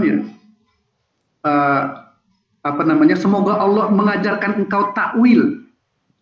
Semoga Allah mengajarkan engkau kemampuan takwil, yaitu menafsirkan Al-Quran Al-Karim. Dan doa itu subhanallah melebihi yang tadi, melebihi learning by doing. Tanpa halangan, daya serapnya lebih dari 100%. Lebih dari 100%. Karena doa, Allah kabulkan langsung doa. Dan terbukti bahwa Ibnu Abbas radhiyallahu anhu adalah mufassir yang pertama kalangan para sahabat. Karena doa itu. Makanya anak-anakku yang saya cintai, siswa SMP ITTBZ, semoga Allah rahmati semua keluarga besar TBZ ini, datangi guru.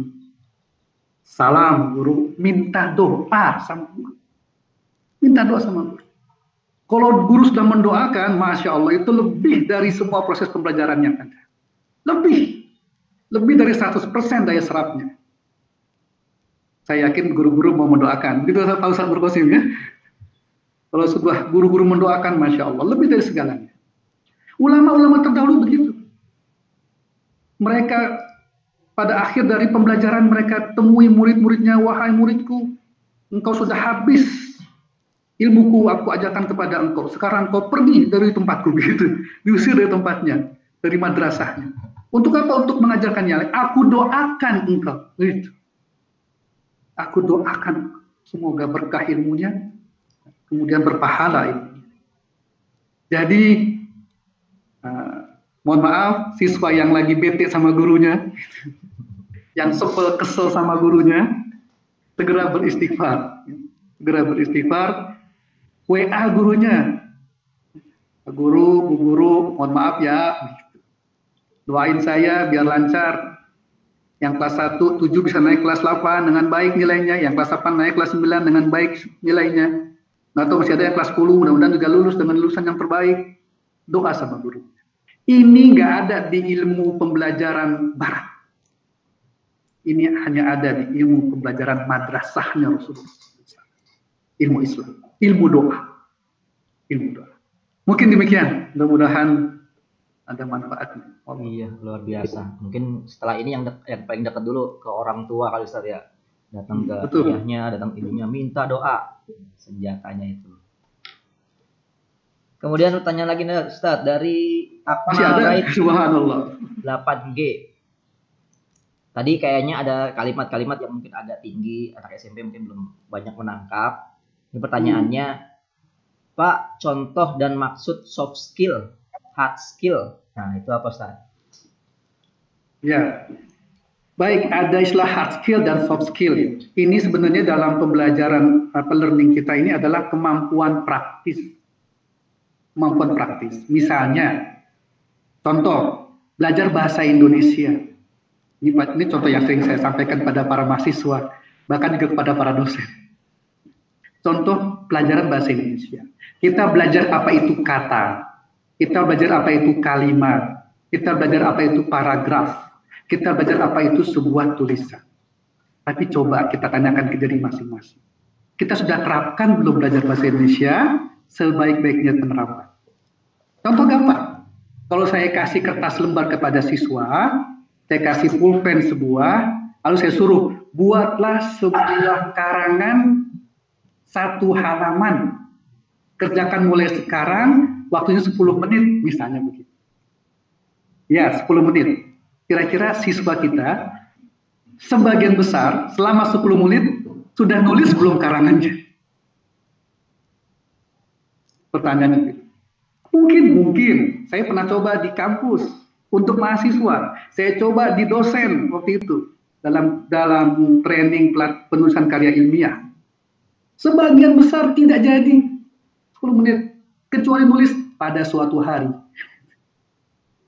Itu pembuka kalimat yang paling sering ditulis, pada suatu hari. Ini menunjukkan bahwa kita belum praktek implementasi belajar bahasa Indonesia dengan baik dan benar. Teori bahasa sudah melotok 6 tahun di SD, tambah 3 tahun di SMP bagi siswa SMP. Bagi mahasiswa tambah 3 tahun lagi di SMA, tambah 2-3 tahun lagi di kampus. Tetap saja ketika nulis skripsi, berantakan bahasa. Mana paragraf, mana kalimat benar, mana tata tulis yang benar, dan seterusnya. Berantakan. Ini contoh. Itu namanya hard skill. Keterampilan keras. Hard skill dari contoh pelajaran bahasa Indonesia. Pelajaran matematik misalnya. Ya. Ada pelajaran tentang deret ukur, deret hitung misalnya. Belajar tuh suku pertama, suku kedua, suku ketiga, dan seterusnya. Kemudian, sekarang ini misalnya, pandemik COVID-19. Pertanyaannya, kapan pandemi COVID-19 akan berakhir jika datanya sudah muncul selama 30 hari, misalnya?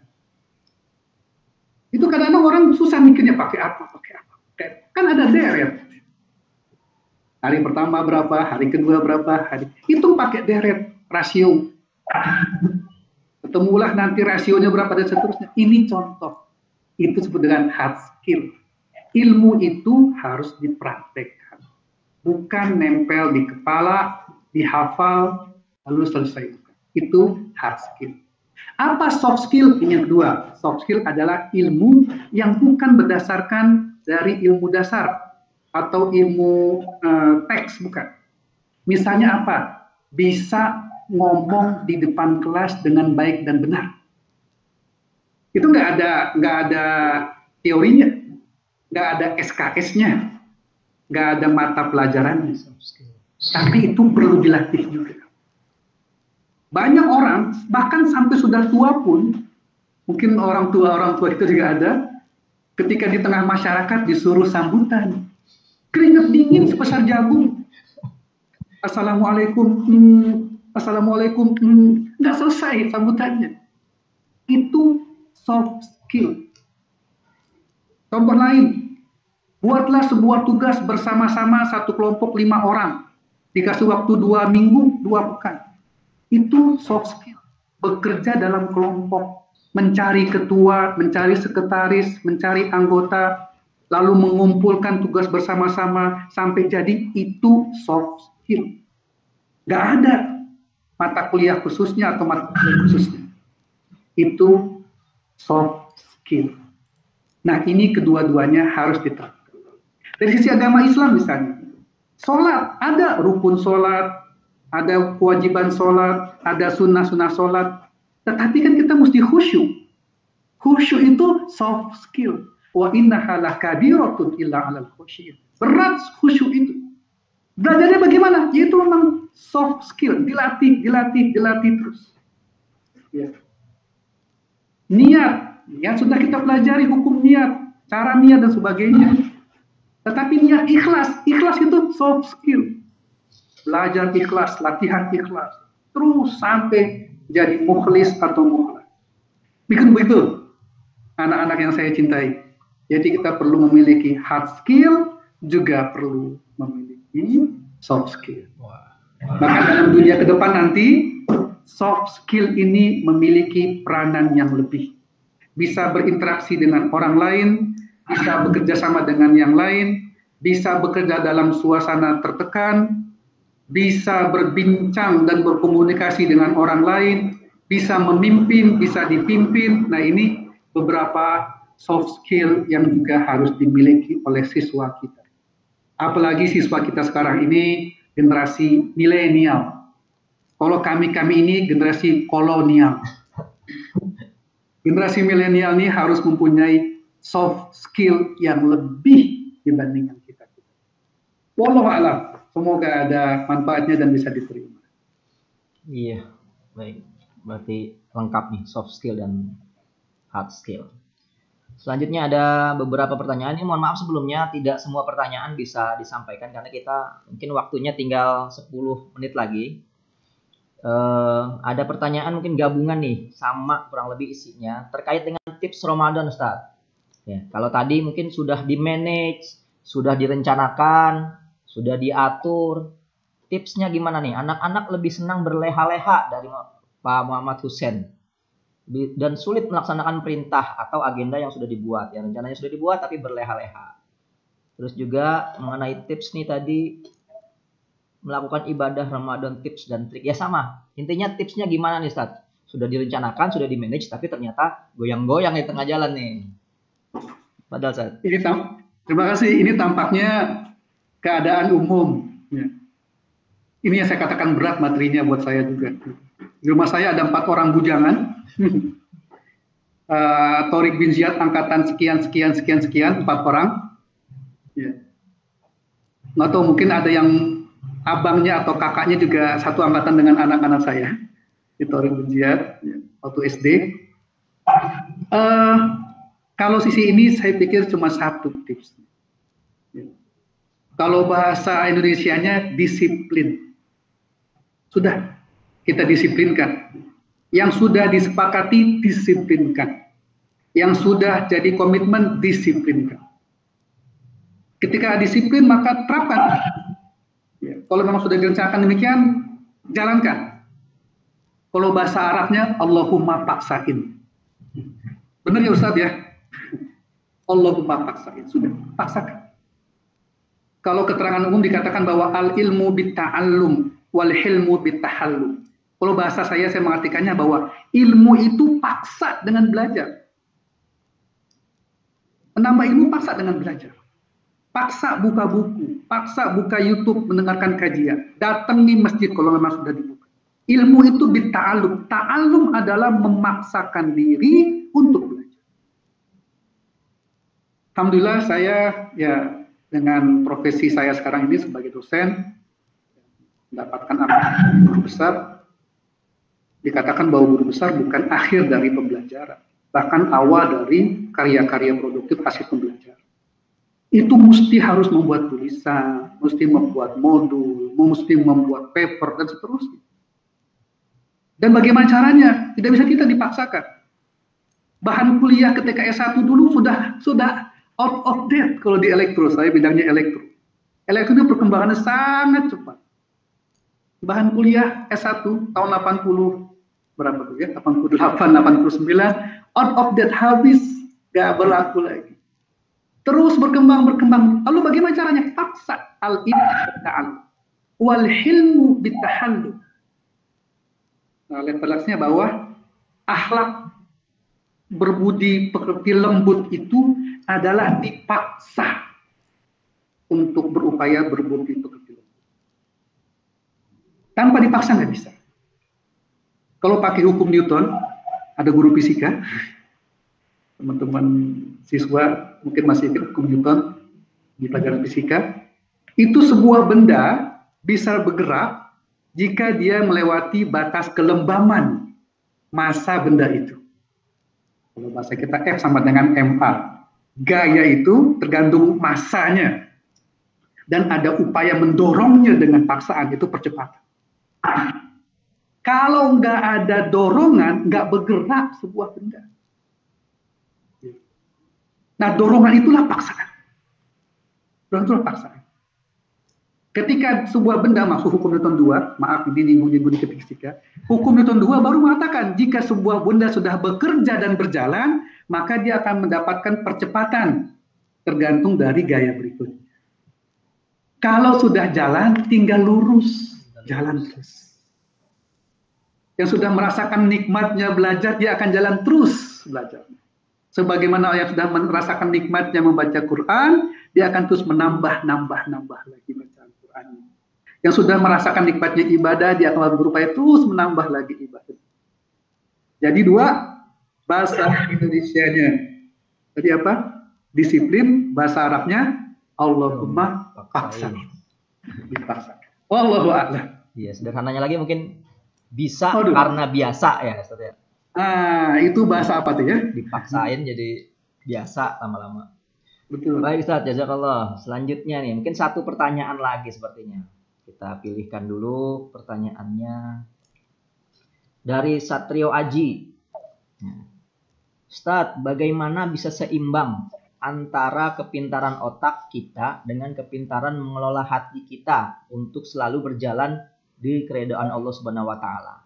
Bisa pintar dan bertakwa juga. Wah, ini cita-cita anak Torik nih Ustaz. Soleh dan cerdas, bisa pintar, takwa juga. Bagaimana itu Ustaz? Seimbang. Para orang tua, para siswa yang saya cintai, makin lama makin berat pertanyaannya. Ini mesti Ustadz yang jawab, Ustadz Mukosi mesti yang jawab. Ini adalah hidup kita. Hidup ini di muka bumi pendek sekali. Dikatakan Nabi Muhammad SAW dalam sebuah keterangan hadisnya 60 sampai ya, tidak lebih 70 tahun. Lebih kurang rata-rata 63-65 tahun. Berarti kita harus segera membuat prioritas.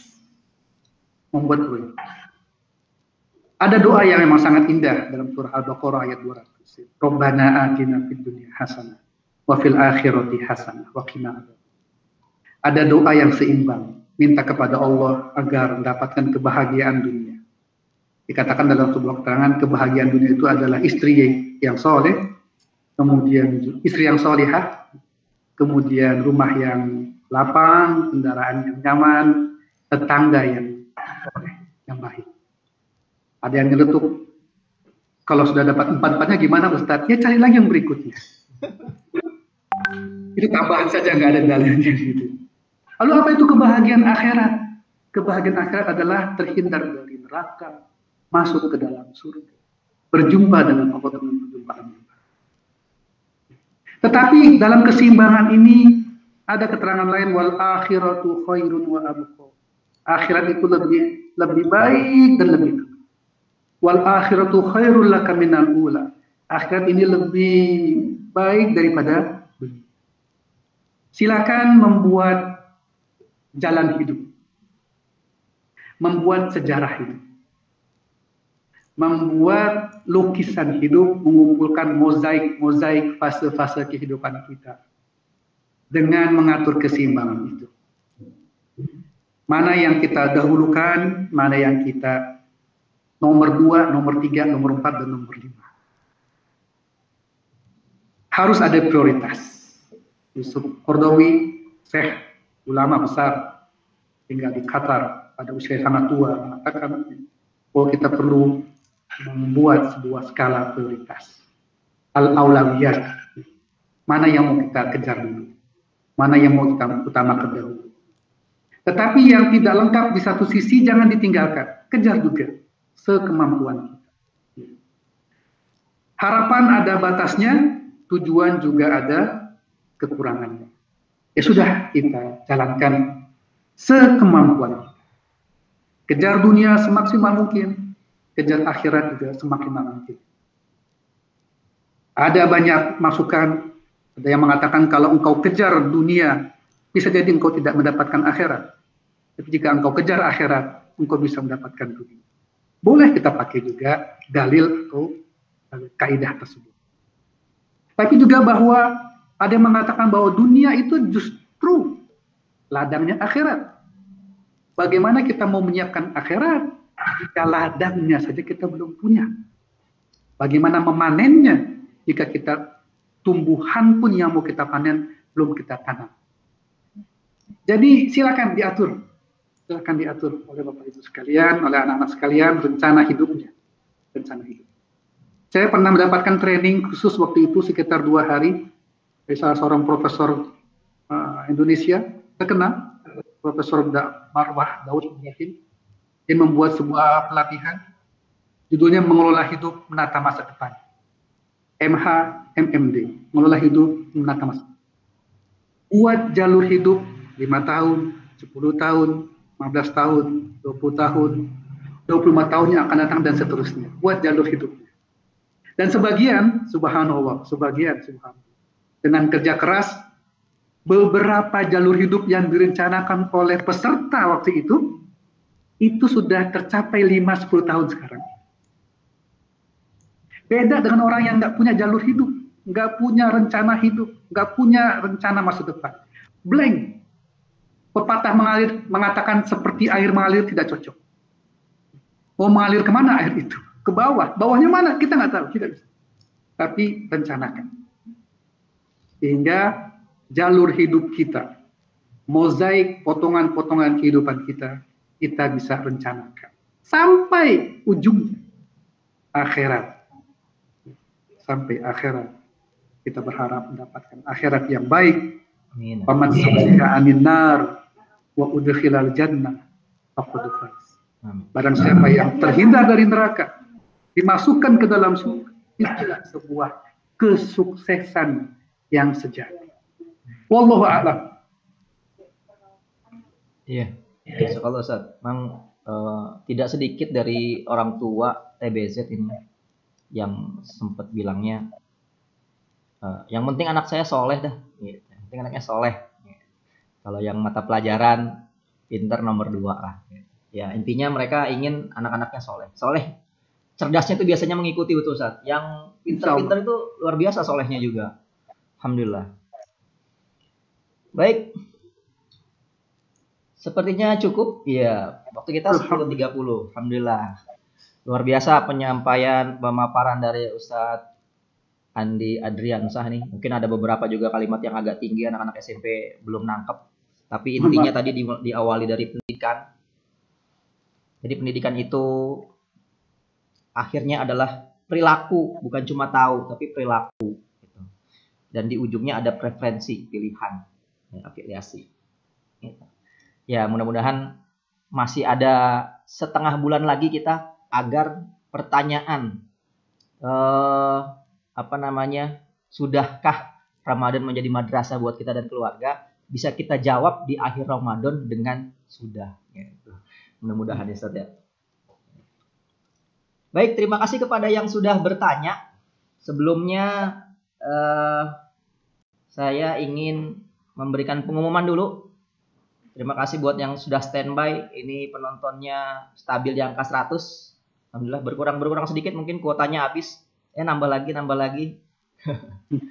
Ya, mudah-mudahan kuotanya menjadi amal kebaikan. Mohon izin saat dulu mengumumkan ada pemenang door prize di pesantren Ramadan online yang kemarin. Ya, dengarkan dengan baik, dicatat dengan baik. Sepertinya sebagian juga hadir di sini. Yang pertama ada yang mendapatkan hadiah koko dari Muslim Madani. Ya. Yang mendapatkan koko adalah Fikri Aji kelas 9F. Ya, mana Fikri? Kemudian Kemas Azhar dari 7G. Nah, Kemas Azhar. Kemudian Satrio Aji dari 8D. Ini 3 orang kayaknya tadi nanya lagi nih. Hadir dan nanya lagi. Mendapatkan koko dari Muslim Madani. Alhamdulillahirrahmanirrahim. Nanti ada lagi nih setelah ini pengumuman lagi dari door prize yang kemarin ya. Kategorinya itu mengikuti sanlat dengan baik, rajin komentar, rajin bertanya, untuk pertanyaannya juga berkualitas. Nah, itu dari panitia yang memilih. Baik, itu nanti pengumuman selanjutnya sebelum kita tutup. Baik, Ustadz Nur Qasim masih hadir, Ustadz Nur Qasim? Oh, masih menyimak, alhamdulillah sampai akhir. Ya, alhamdulillah. Ya, jazakallah kepada Ustadz Profesor Dr. Insinyur Andi Adriansah MN yang telah banyak memberikan arahannya. Ini jadi arahan buat anak-anak Thoriq bin Ziyad menjadi teladan. Kemudian juga arahan buat orang tua. Semoga madrasahnya lebih dikuatkan lagi. Terima kasih juga kepada Ustadz Nur Qasim yang standby dari awal juga ikut menyimak. Mudah-mudahan nanti bisa dikuatkan lagi di sekolah apa-apa yang sudah disampaikan oleh Ustadz kita pada pagi hari ini. Baik, terima kasih banyak kepada Ustadz Andi dan Ustadz Nur Qasim juga semua yang menyimak. Yang menyimak jangan kemana-mana dulu karena pengumuman terakhir nanti sebelum kita tutup. Baik, sama-sama kita akhiri dengan hamdalah. Alhamdulillahirabbil alamin. Mudah-mudahan kita bisa berjumpa lagi di lain kesempatan. Terima kasih banyak. Kemudian kita lanjutkan juga dengan istighfar dan doa kafaratul majlis. Subhanakallahumma asyhadu an la ilaha illa anta astaghfiruka wa atubu ilaik. Jazakumullah semuanya. Dari saya sebagai host ada kurang-kurangnya. Tadi ada suara masuk, ada yang chatting. Suaranya masuk tadi ke YouTube. Oh iya, belum dimatiin tadi, belum di-mute. Ngobrol sebentar. Ya, mohon maaf Ustaz kalau juga ada kekurangan, ada kesalahan. Terima kasih banyak. Kita sama-sama akhiri dan saya akhiri dengan billahi taufiq wal hidayah. Assalamualaikum warahmatullahi wabarakatuh. Waalaikumsalam warahmatullahi wabarakatuh. Izin mundur diri. Iya. Terima kasih Ustaz. Jazakallah khair Ustaz. Waalaikumsalam. Oke, selanjutnya pengumuman lagi, pengumuman sebelum kita bubar. Pengumuman yang mendapatkan Al-Qur'an Al-Hufaz 5 warna. Wah, lalu sebentar siapa ya? mendapatkan Al-Quran Al-Hufaz, yaitu siapakah dia? Yang mendapatkan mushaf Hufaz yaitu Devina Jasmine 9A. Devina Jasmine 9A. Kemudian Nur Atifah 8B. Ada gak nih orang ini? Nyaut-nyaut. Kemudian Rafelita Azani 7C. Gak bisa kan kameranya di ke saya. Ya. Jadi 3 orang ini mendapatkan mushaf Al-Hufaz. Nah, nanti untuk penyerahannya, pemberiannya ya nanti diatur oleh panitia ya.